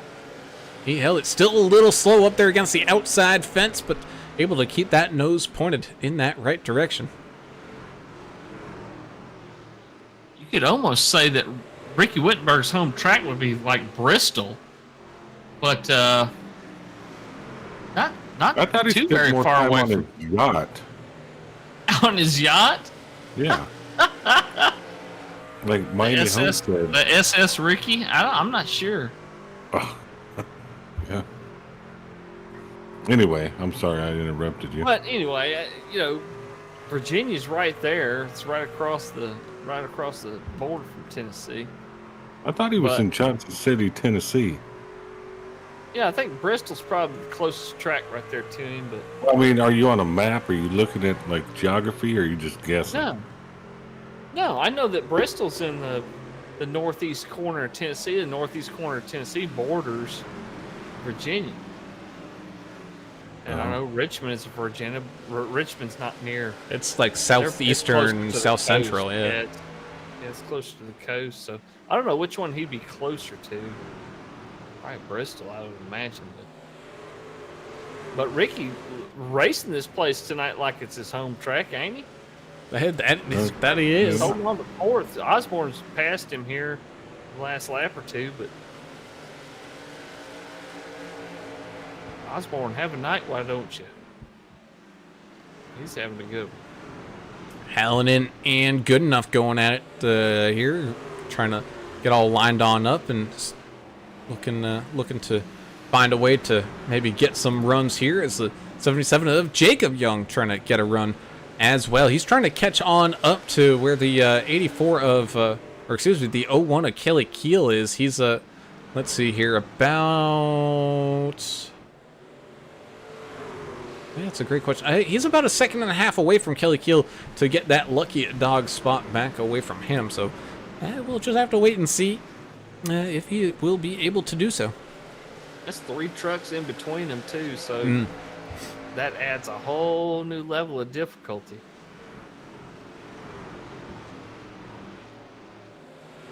It ain't no slouches racing out here. I mean, it's hard to even get past lap trucks, lap cars. Well, he's trying to as he makes his way up underneath the 18 of Andrew Player. That is for position. So for position-wise, he's only got Kelly Keel left up in front of him here. But traffic-wise, does indeed have quite a few traffic cones he needs to dodge. As the Ford Dion Jones comes on down into the pits.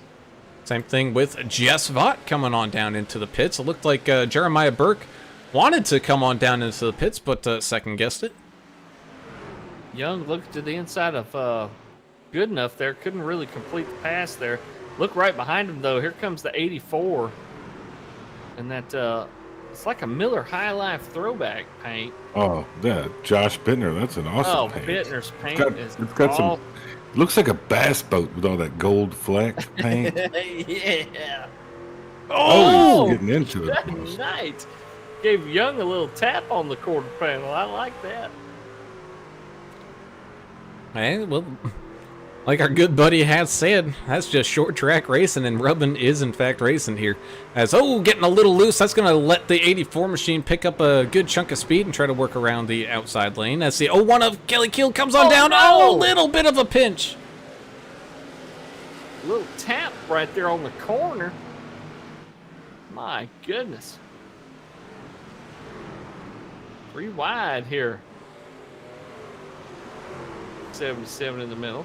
And the 8 machine was trying to work his way coming back down and up and out of those pits as Greg Klein and Jack Dixon make their way to their boxes here. Jonathan Osborne currently out in front here. Last pit of lap 129. Same thing with Jeremiah Burke and Ricky Wittenberg. Again, expecting to see these guys come back down into pit lane at some point. As Jess Vaught kind of finds himself in some open room right now, which is actually really good for him if he wants to try to make up a little bit of time and make use of that kind of short pit strategy here with about 26 laps left to go.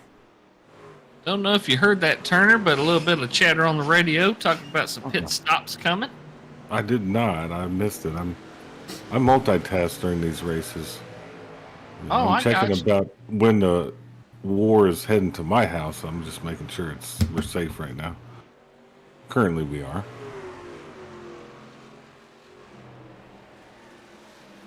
I'm just a little concerned. And still some good side-by-side racing being had out there on the racetrack. 43 out there. Same thing with the 68 and the 18. Ooh, got a little slipping and sliding there from, looks like the 73 of Alejandro Gonzalez, our Venezuelan native.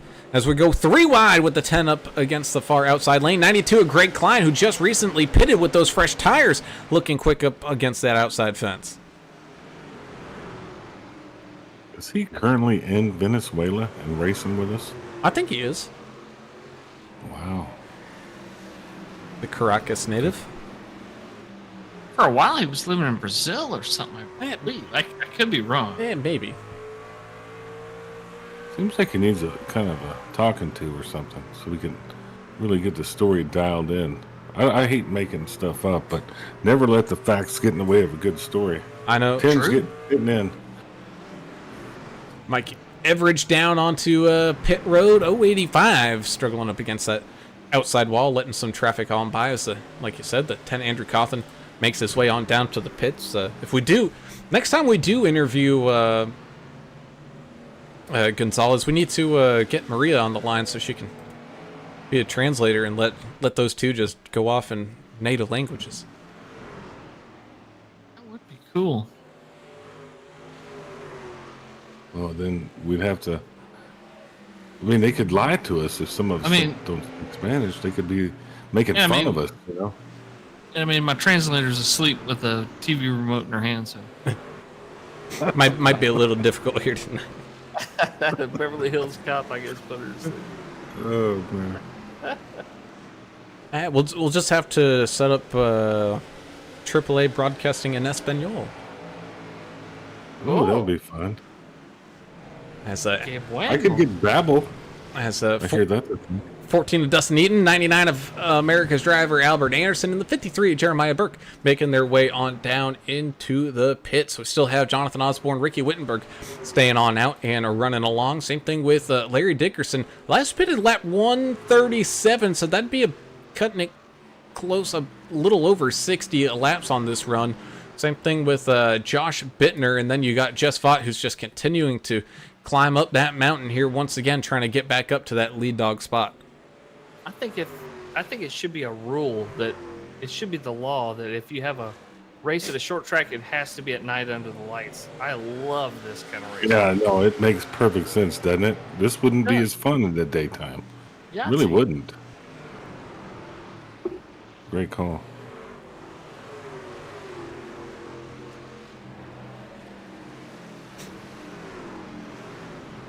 So 14 rejoins the racetrack. 77 and the 19 going side by side, battling for positions.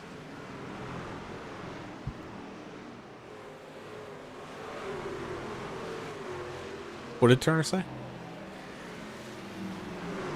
Did Turner Yahtzee? Yeah, I guess I'm here all alone. As the 69 of Larry Dickerson tries to sneak up underneath. Oh, and Jacob Young taking a trip through the inside grass. Still green flag waving, though, as he slips and slides. Eventually makes his way back to the racing surface. Oh, man, for a lot of these drivers, that could have been spelling out disaster for their run, getting trapped that lap down. Meanwhile, the 89, Craig Goodenough, trying to filter his way through some traffic. Looks to the middle lane here with the 28 and the 8 kind of blocking his path here a little bit. 434, Kevin Hunt there as well. As the 14 of Dustin with a Y comes up from the outside lane and tries to make some passes happen. Yeah, Dustin Eaton got a pretty good little head of steam there, following the 28 around the outside. He's got some grip, I think, that other guys don't have, as he gets right in the back of the 28. Hey, you ain't kidding. I think he's got maybe some fresh rubber and is feeling pretty good out there and wants to try to rip his way on out and get back up to the front. But again, traffic, just like most of America's cities, definitely a huge problem here tonight for some of these drivers. He apologized to the driver of the 28. Bashed his tailgate in pretty good there, but hey, stuff happens. You know, I don't think he was expecting him to check up. So take a ride here with the 10 of Andrew Cawthon. You can see he's got a good battle with the 1 of David Fight going on now, trying to sneak down low. Oh, and George Rincon going up through the grass. Man, we've seen quite a few people decide that that little bit of lawn down there needed to be mowed. Oh, it's a 16! Oh my goodness! Hard impact into the inside wall, and that will, in fact, bring out the caution. Goodness gracious.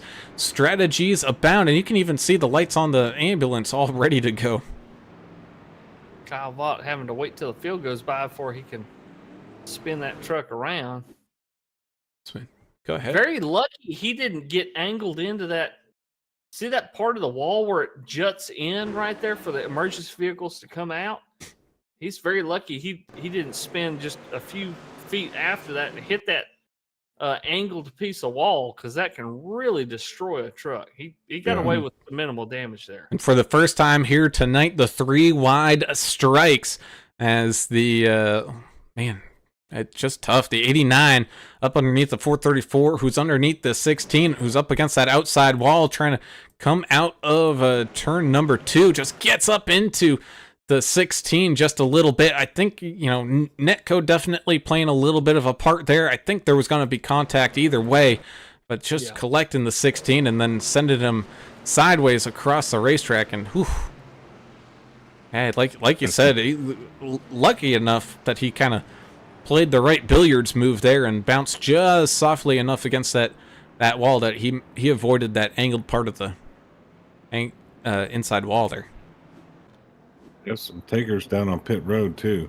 And they were probably waiting for this caution. They wanted it maybe a little bit earlier, but nonetheless, they will have some good positions here as the 33 of Jess Vaught regains control of the lead. He's going to have the 53 of Jeremiah Burke right on his back bumper. Maybe the 81 of Jonathan Osborne. Depends on how things shake on out. Larry Dickerson and Ricky Wittenberg will be all up inside this top 5. Same thing with the 84 of Josh Bittner, 92 of Greg Klein, Jack Dixon, Zachary Hallinan, Dustin Eaton, all inside the top 10. Craig Goodenough and George Rincon are going to be close there. Oh, is Jeremiah Burke electing to come on down and maybe just double check his fuel here and make sure he's got enough.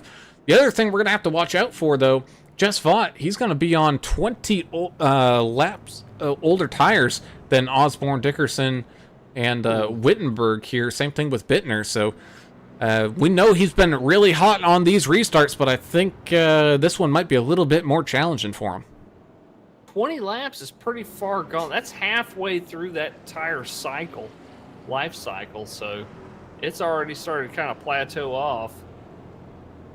Oh man, this is going to be interesting to see how this shakes out. Hopefully we don't get a little pile up bottleneck behind the leader here, but just a smart racer. I mean, he knows the capabilities of his machine. And because he's in control of the restart, he's already got that advantage. So he's already going to have a little bit of extra help there. Yeah, I don't know what it is about Jess. It's just like this guy can race anywhere. You know, he seems to be great everywhere. And him and guys like Pope are cut from the same cloth. Even though, you know, Pope is one of those guys, I don't believe he enjoys road courses very much. He doesn't. I guess he didn't even race tonight. Pope just, no, he had some issues going on. Lori said in the chat, you know, that he had some stuff going on, so he wasn't able to grid tonight, but we all have those days. Jonathan Osborne, is he up in the front with 31 spots up, or is that just he's going to be starting side by side with Jess Vaught here to restart this thing as the wave arounds get waved on around and we get ready to head on back to the green flag. They actually have a little bit of a tough task as so many drivers had to get the wave around to catch back on up to the field here. Are they going to add another lap of caution here? Or is this going to be I don't know. I think we're going to be ready to rock and roll here. as the pace truck comes on down and in, and here we go. Green flag racing once again with 5 laps left to go. 33 of Jess Vaught out in front, getting that awesome restart that we've seen him have all race long. Larry Dickerson side by side slips past that 81 of Jonathan Osborne. Meanwhile, though, he's being mobbed by the 84 and the 55 as the 84 shoots down low. Oh, a little right side romance there as the 84 cuts it close with the 81. And Jonathan's talking about Darlington. He's going to be Darlington all over. Look at the 3 wide in the turns, able to hold it. There's not another league that we broadcast that could do that. Nobody can do that. Nobody could, but here comes that 69 with those fresh tires all over the back bumper, all up into the outside wall as the 81. Oh, no. In the grass. Wittenberg and Bittner. The buddies. The broadcast buddies that did the podcast together taken out. Oh, man, as the 81 sends it down low, just, maybe a little bit too hard there as the 69 gets a run up along the outside wall side by side with the 33 as we remain green flag racing, though, with 2 laps left to go, leaning on each other as they head on down through turns 1 and 2. Look who's and we got a car Albert spinning, Anderson. and there's the yellow. Cawthon was around, and the 18 ended up smacking him. Oh, my goodness. Zachary Hallen and the driver of the 74 are issuing an apology. But we're going to rack them up again, boys. Rack and stack once again. Lap 200. I like where Albert Anderson was in 4th. He was making moves. Take a look here at our caution. Oh, just some collecting of the mines there. Let's go ahead and take a look back at what happened with the 84 and the 55, who were racing really hard up here, up at the front, and having some really good races. 84, just getting... It was one of those, he was loose, but it drifted him up the track trying to save it, and then he eventually breaks loose, and 55 of Wittenberg just kind of follows him up the racetrack. Both drivers driving as hard as they can. Oh, man. Oh, and Ricky hard against the inside wall there. That's a shame to see because we love both of these guys and we'd love to see them do well and for them to both bite the dust right at the end. Did Jess Vaught think he wasn't going to be good on fuel after that? Because he comes down to the pits and gives up all that track position here. And we only have 1 GWC available to these guys. Really? Holy smokes. Well, that's going to leave Larry Dickerson and Jonathan Osborne up here, up at the front, both eager and ready to go. You got the 53 of Jeremiah Burke and the 92 of Greg Klein up there as well. And all on equal tires, with the exception of Greg Klein, and Jack Dixon, whose tires are a little bit older. But Dickerson, Osborne, and Burke all on equal tires. This ought to be fun.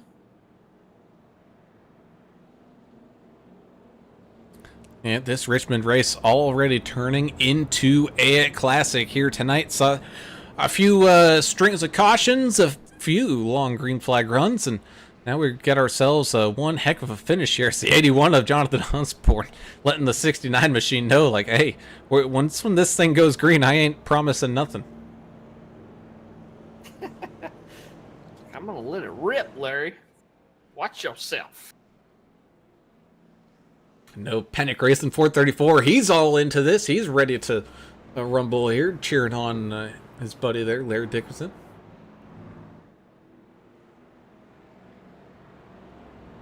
Oh, man.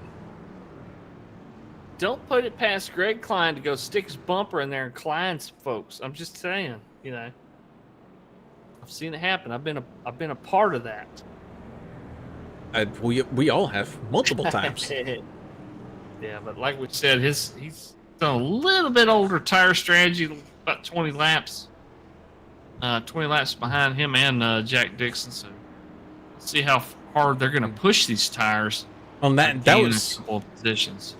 If you remember, that was about the same difference between what Dickerson and Osborne had compared to Vaught. So, Right. I think we will see these top three of Dickerson, Osborne, and Burke drive away. But again, you never know when we only have one chance at this GWC here from Richmond. We're going to be taken to the green flag here in just a second. They're going to race around. If the leader crosses that line, we're going to race this one out to the very end. But if a caution flag comes out before the white flag waves, well, then the field will be frozen, and that will be your field finishing order here for tonight. And Lori will have an even longer night than what she already has as the pace truck peels off down and in. Here we go. Time to buckle up, strap on those drinking helmets, throw inhibition out the window. Green flag racing as the 69. Oh no, I think he spun the wheels on the restart a little bit here as the 81 gets a big run on the outside lane, able to get back down under Bauer though for the 69, but not in time as the 81 squeezes on by. 53 of Jeremiah Burke looks down low, rides that 69 machine on up as the yellow flag comes on out, and that will call the race. I saw the 33 going flipping all over the place. I don't know what caused all that, but It was a big one, what a and I huge don't even. wreck. Who know what won? happened. The 81 looked like he was out front. Oh, big wreck there. Oh, 84. Kind of Herbie riding up against that outside fence there. So far, if the field was frozen at the yellow, I've got Osborne first, Burke second, Klein third. I don't know if y'all got the same. As of I right do still on unofficial. iRacing. that's what I have as well. I don't know what happened to Dickerson. 84 went flipping through there. That's who I saw in upside down. What happened in general? Like, my mind is blown right now. As we watch here, we're going to watch from the perspective of Jonathan Osborne. All right, so there's the yellows. I might have gotten the timing a little bit wrong, but it's going to be close enough as the 69 was a little sideways with the 53 of Jeremiah Burke, trying to line on up who was where and at what time.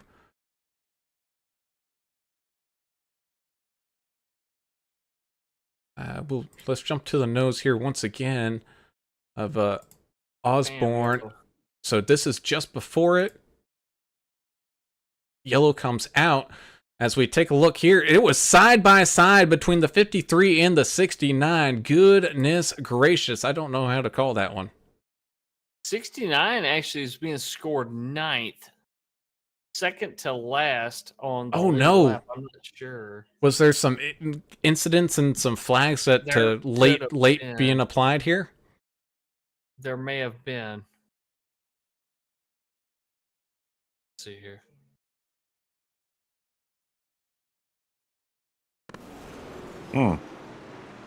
Oh, Just yeah. totally confused. 69 does go for that slip and slide, and then 92 Greg Klein was the next one on that list. So we will wait to hear from the official wording here from the league management as they figured this one on out. But what we do know for a fact, 81 of Chachi, Jonathan Osborne, charging his way and fighting hard, picks up the race win here tonight.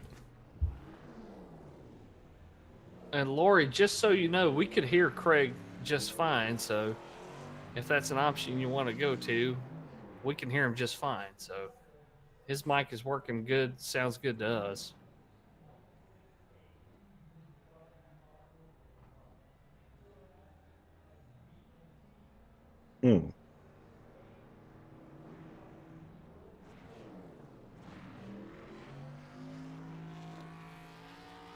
The finish that we really expected here at Richmond, but it's still a lot of fun, that's for sure. Yeah, it I was enjoyed the wild. heck out of that. And I stand by my statement before that. Tracks that are fun to race are not fun to watch. Tracks that are fun to watch are not fun to race. Right. I think I that's- understand what you're saying.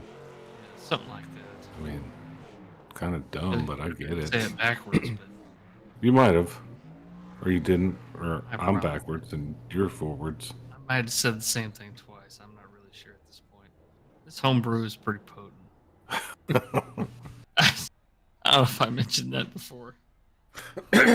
Well, what we can do is we can get some of these driver interviews started on off and gets us started off here with tonight's spotlight driver of the evening, and it's going to be our good buddy, the 55 of Mr. Ricky Wittenberg, who has, with all of my almighty knowing of timing, pulls him up right in the middle of a conversation. But Ricky, I know a little bit of a rough one there to finish this one off, looking very quick and very tight out there for the you and the 84 there. Unfortunately, having a little bit incident, but man, oh man, you were running hot here. Is Richmond like one of your top tracks here, buddy? Not really. I just had some speed tonight. I'm not sure. I went back and watched the replay. I thought I was in the catbird seat with when that last caution came out. I had been saving gas because I wasn't going to make it.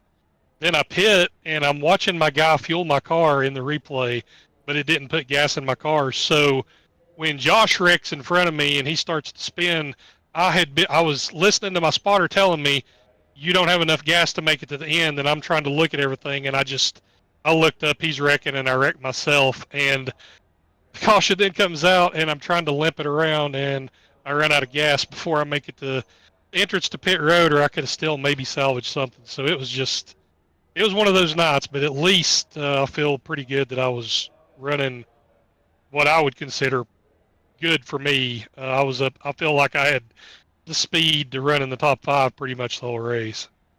And a strong performance out there, Ricky. We were definitely pulling for you, and yeah, it looks like you did. We were all talking about it. So, man, Ricky's done his homework on this track. You know, he loves the old school NASCAR stuff. We know how much of a historian of racing that you are, and Richmond's been around for quite a while. So, man, Ricky did his homework. He's doing great tonight, you know, and then something like this happens with your fuel deal, and man, it's just unfortunate. But man, great effort out there tonight. It was a lot of fun watching you. Yeah, I appreciate it, guys. It is what it is. I've got to figure out why it didn't put gas in my car when it shows it, but you know, I'm not going to. It's just, I mean, our racing is a simulation. It's not the real world, but you know, in the real world, you can break an axle or break a toe link or blow an engine, and you don't do that in our racing. So I guess this was my version of a blown engine. I'm not sure what happened. Yeah, I mean, like when you're gassing up your yacht, you take it, you take for granted that the guys putting the fuel in your yacht are actually putting fuel in it. You know, that's part of it. Yeah, I mean, it's just it's all a facade. They walk up and they look like they're gassing it up, and then you're, a couple of miles out into the ocean, and then you're stranded. Yeah, exactly. But hey, man, who do you have some shout outs for tonight? Yeah, I'd like to shout out to my team. Ain't dead yet. Pope couldn't make it tonight. He had some connection issues, or an update messed him up. Trevor, everybody pray for his dad. His dad's not doing real well. He's Oh man. he's in the hospital, and I mean, my dad just got over triple bypass surgery, so he's trying to recover. It's a lot of sickness. So at the end of the day, this is a game, and in real life is way more important. I just lost a 19-year-old cousin in a car accident to some drunk driver, or not drunk. Yeah, they were drunk. It was drunk juveniles last week, and that puts things into perspective. It's you can get frustrated at a game, but at the end of the day, it's a game, and just be thankful for what we all have, and praying for a lot of people right now. Sorry to hear about your cousin there, Ricky. I'm glad to hear your daddy's recovering and doing well. We was all praying for him, and it's a scary time for the family. Yeah, we can feel it, and we appreciate you guys. And I had a lot of people from the league check in. This league's like a family, and it's like an extended family. I had a lot of people check in on me a couple of weeks ago, and it's pretty rough, and that actually means a lot when things are rough. Have people that they're thinking about you. if nothing else. And like we all are still here today.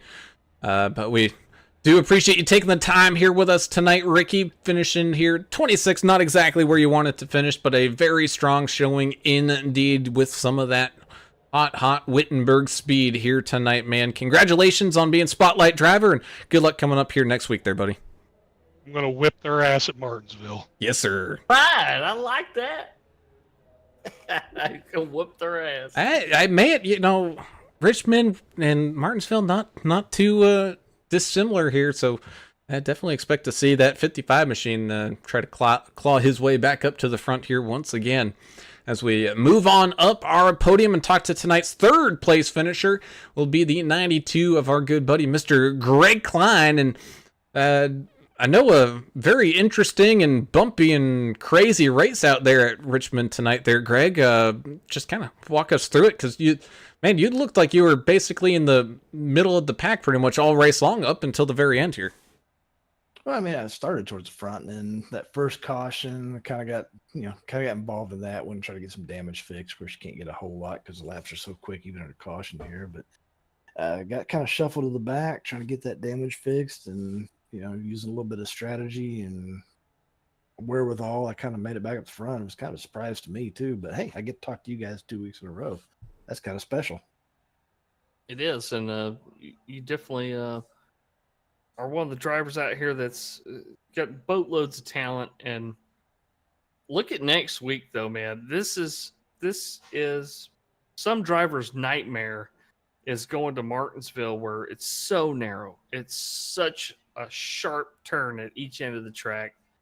I don't know how many laps you guys are doing. Are you guys doing what, 300-400 laps? You know how many times, how many gear shifts that is if you're shifting, and I'm sure you guys will be grabbing third at least, and it's going to be a nightmare, dude. Are you ready for that? We'll see how it goes. I mean, it really depends on how these guys drive. If we kind of take it a little easy and get spread out some, we should get some long green flag runs. But if they want to start, everybody wants to get real aggressive and try to do it that way, then I'm sure there'll be a lot of caution laps. I like Martinsville. It's a good rhythm track, and that's kind of the way I like to drive. But we'll see how it goes with the full field next week. It should be highly entertaining with some tempers flaring, I'm sure. Well, podium again, awesome. And look, man, we got to get everybody on these cruises. So where do we go to get the cruise going? I want a cruise for myself. How do we get a discount? Well, you just get a hold of me on Facebook, GC Cruise Travel, and just talk to me. I'll find whatever discount I can. I'm pretty good at it.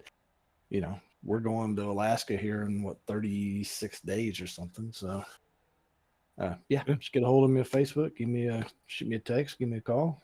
I'll do everything I can to get the best price for everybody and find the the right trip for you. And it's not just cruises. I mean, it's any travel.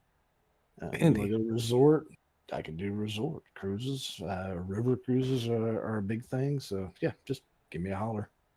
I should have done that with Ricky too. Sorry, Ricky. But anyway, who'd you like to give some shout outs to there? I mean, you guys, of course, you put on a great broadcast. Jess and Lori for putting on this league. It's really the same people, the guys in the league, Vigilante Force, my teammates, my wife for putting up with me. She's in bed, and I'm trying to keep it halfway quiet, but I'm probably not. She ain't slammed the door on you yet? Oh, I kind of shut the door on myself just to try to keep the noise down a little bit. But yeah, I mean, this has been a great league. I mean, I think I ran everything but the first 2 seasons. So, man, I'm having a blast, though. These guys put on a great show and a great league, and really good atmosphere, so I appreciate everybody. Awesome, man. Well, congratulations on the third place finish to the 92 of Mr. Greg Klein on a fantastic podium finish, man. Congratulations, and good luck coming up next week, and should be a good one. Yeah, I appreciate it, guys. Thanks a lot. With that, we'll continue our move up this podium leaderboard here, and up 29 spots, but not your hard charger of the day. The 53 of Jeremiah Burke bringing on home a solid second place finish, and holy smokes, Jeremiah, This one came on down to the wire. We weren't quite expecting a green-white checker to finish this one on off, but we did, and woo, boy, did we see some. We saw some short track racing. We saw some dirt track racing. We saw a little bit of racing here tonight. Yeah, that was interesting. I was really hoping we didn't have those last few cautions there. I was running out of time, so actually I'm driving to cheer practice talking to you guys right now. But yeah, that was a wild end of the night. I don't even know how it happened. I started at the back, and I just kept putting gas in it the first 100 laps, never took tires, and then somehow I was in the top 5, and then I put tires on it, and I was second, and then I just kind of ran around there the rest of the race. Well, congrats on the second place. Next week, you got Martinsville coming up. I know that that's a track that's very divisive. People love it or people hate it. But talk a little bit about Martinsville, and then I want to hear some cheering from the folks you got there in the car with you, too. All right, girls, start cheering.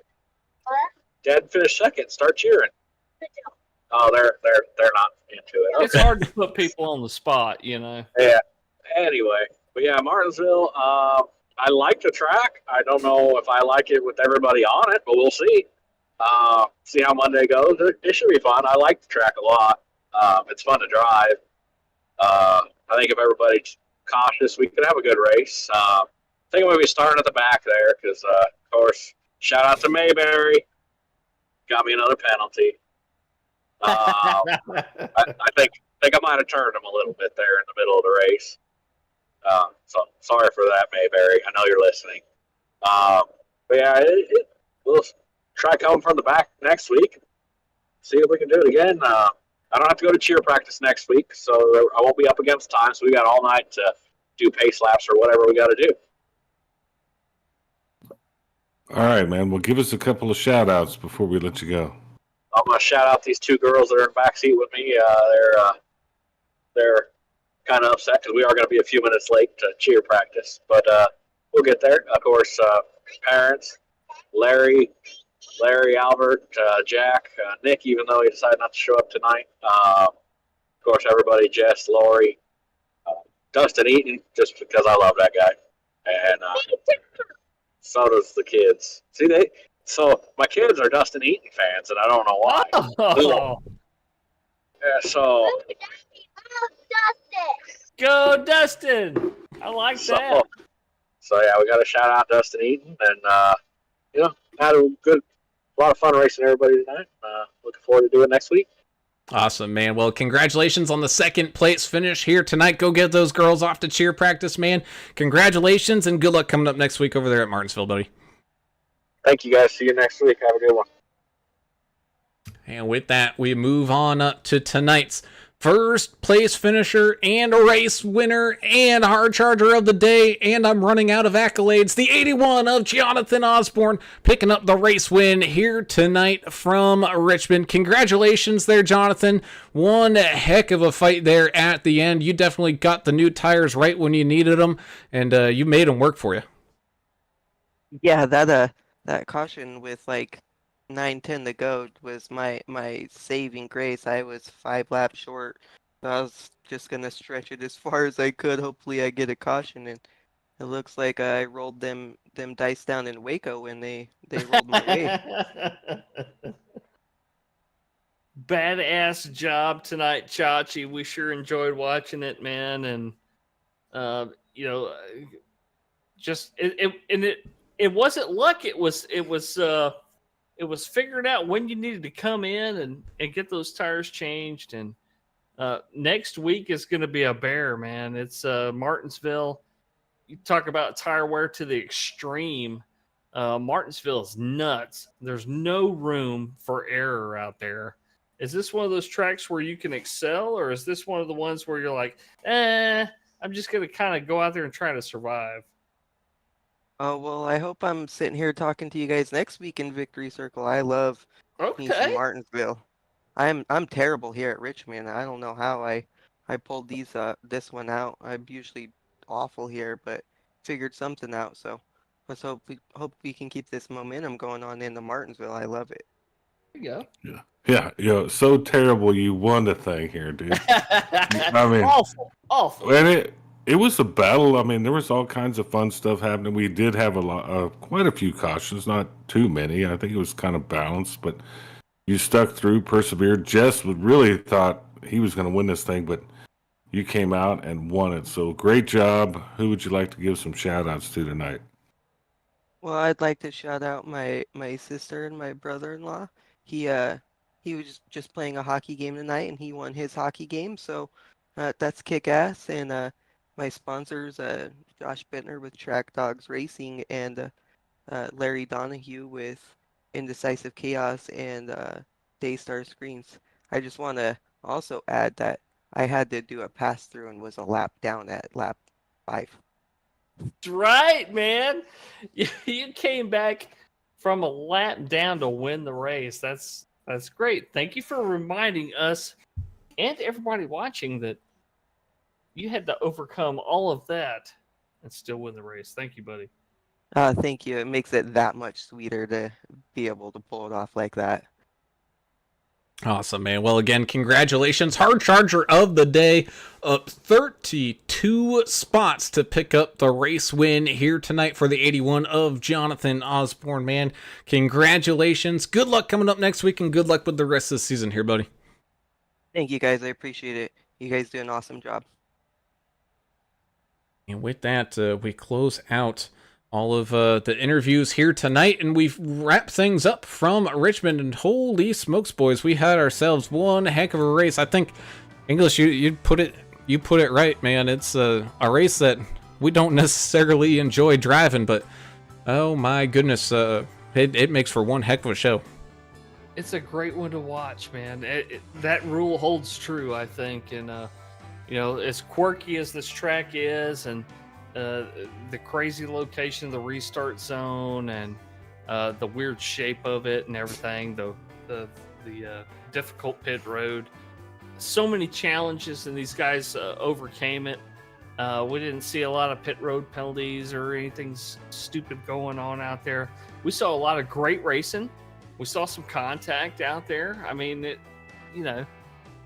guys being beaten by the track and vice versa. So I really enjoyed it. I'm glad they kept Richmond on the schedule, and I'm looking forward to Martinsville next week. Yeah, Martinsville should be interesting, tighter, like you said, but tonight it's fun. It's a wide open track, but it's a short track, and we saw some beating and banging, and I love that. So it's kind of like the WWE of racing tonight. So great race tonight. Looking forward to next week. And that indeed it is. As we wind things down here from Richmond, let's go ahead and tell everybody where their favorite driver ended up finishing here for the night. Starting up at the top, though, is the 81 of Jonathan Osborne, your hard charger of the race, up 32 spots to pick up the race win. Jeremiah Burke himself having a great night, up 29 to finish in second, with the 92 of Greg Klein up a few spots to round out your podium. 14 of Dustin with a Y, Dustin Eaton having a fantastic finish up there in fourth. Jack the Ripper Dixon, our friendly Canadian, up there in the 19, rounding out your top 5. 6 will go to the 74 of Zachary Hallinan, having a pretty solid run here tonight. 7th, 84 of Josh Bittner, able to kickflip his way up past a couple of drivers there at the end to pick up a couple extra spots. Finishing there in 7th. 8th goes to the 99 of America's Driver, who was looking pretty strong here tonight. 9th goes to the Milk Dud, 69 of Larry Dickerson, having a solid run there. Just unfortunate at the end. With rounding out your top 10, he was definitely good enough here tonight. The 89 of Craig Goodenough, rounding out that field's top 10. It was good enough to be the last truck on the lead lap as well. Top 10. All those trucks were on the lead lap. Everybody else is at least one lap down. And here we go with them. The 68 Dustin Wade, 11th place, the first truck one lap down. Right behind him, George Rincon in the 28 machine. The 10 truck, Andrew Cawthon. He'll finish in 13th place. 14th will be David Fight in the 1. 33 of Jess Vaught finishes in 15th place after starting on the pole here tonight. Kelly Keel up a whole bunch of spots from 24th. He'll finish in 16th in the 01 truck. The 72 truck of Chandler Paul. Chan the Man will work his way up about 6 or so spots. He'll finish in 17th. Kyle Vaught down a couple. He'll finish in 18th place in this 16 truck. The 77 Jacob Young, one of our South Texas buddies down there, he's up about 8 spots. He'll finish in 19th place. And rounding out your top 20, up 9, John Curtis in the 43. Well, 29 of Dave Mayberry is behind Kyle Vaught, if you're keeping score at home. 21st, 22nd, Alejandro Gonzalez. 79, Edson Ochoa. 23rd, 24th, Andrew Player in the 18. 82, Mike Everidge. 25th, 26th, double nickel, Ricky Wittenberg. We talked to him. 085, Greg Dobson, our Canadian friend. 27th, 28th, Kevin Hunt in the 434. Number 4, Deion Jones. 29th, 30th. Number 6, Trevor Robertson. Number 3, Austin Paul. 31st. 23rd, number 23, Sean McDonald, another Canadian friend.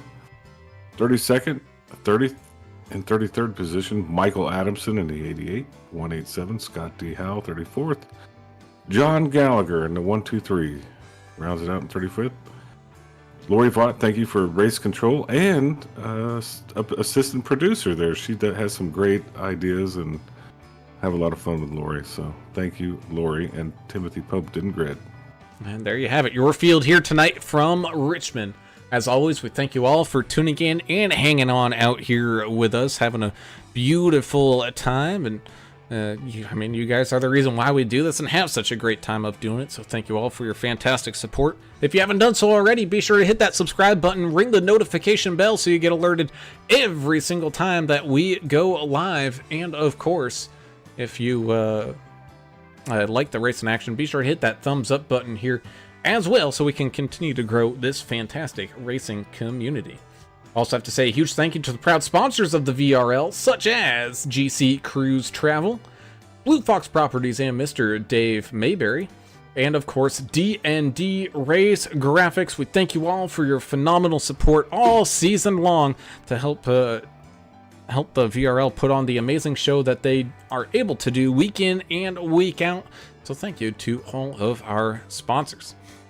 Of course, we bring tonight down to a close. We'll be back in action here once again on Sunday evening as the Numb Thumbs Racing League Super Speedway Series heads on over to the newly paved Atlanta. Should be some fun racing over there and should be a great night for everybody. So we look forward to seeing y'all over there on Sunday evening. Until then, though, I am Alan Brown for Alan English and Adam Turner. We'll see y'all on the next one. We gone. See ya.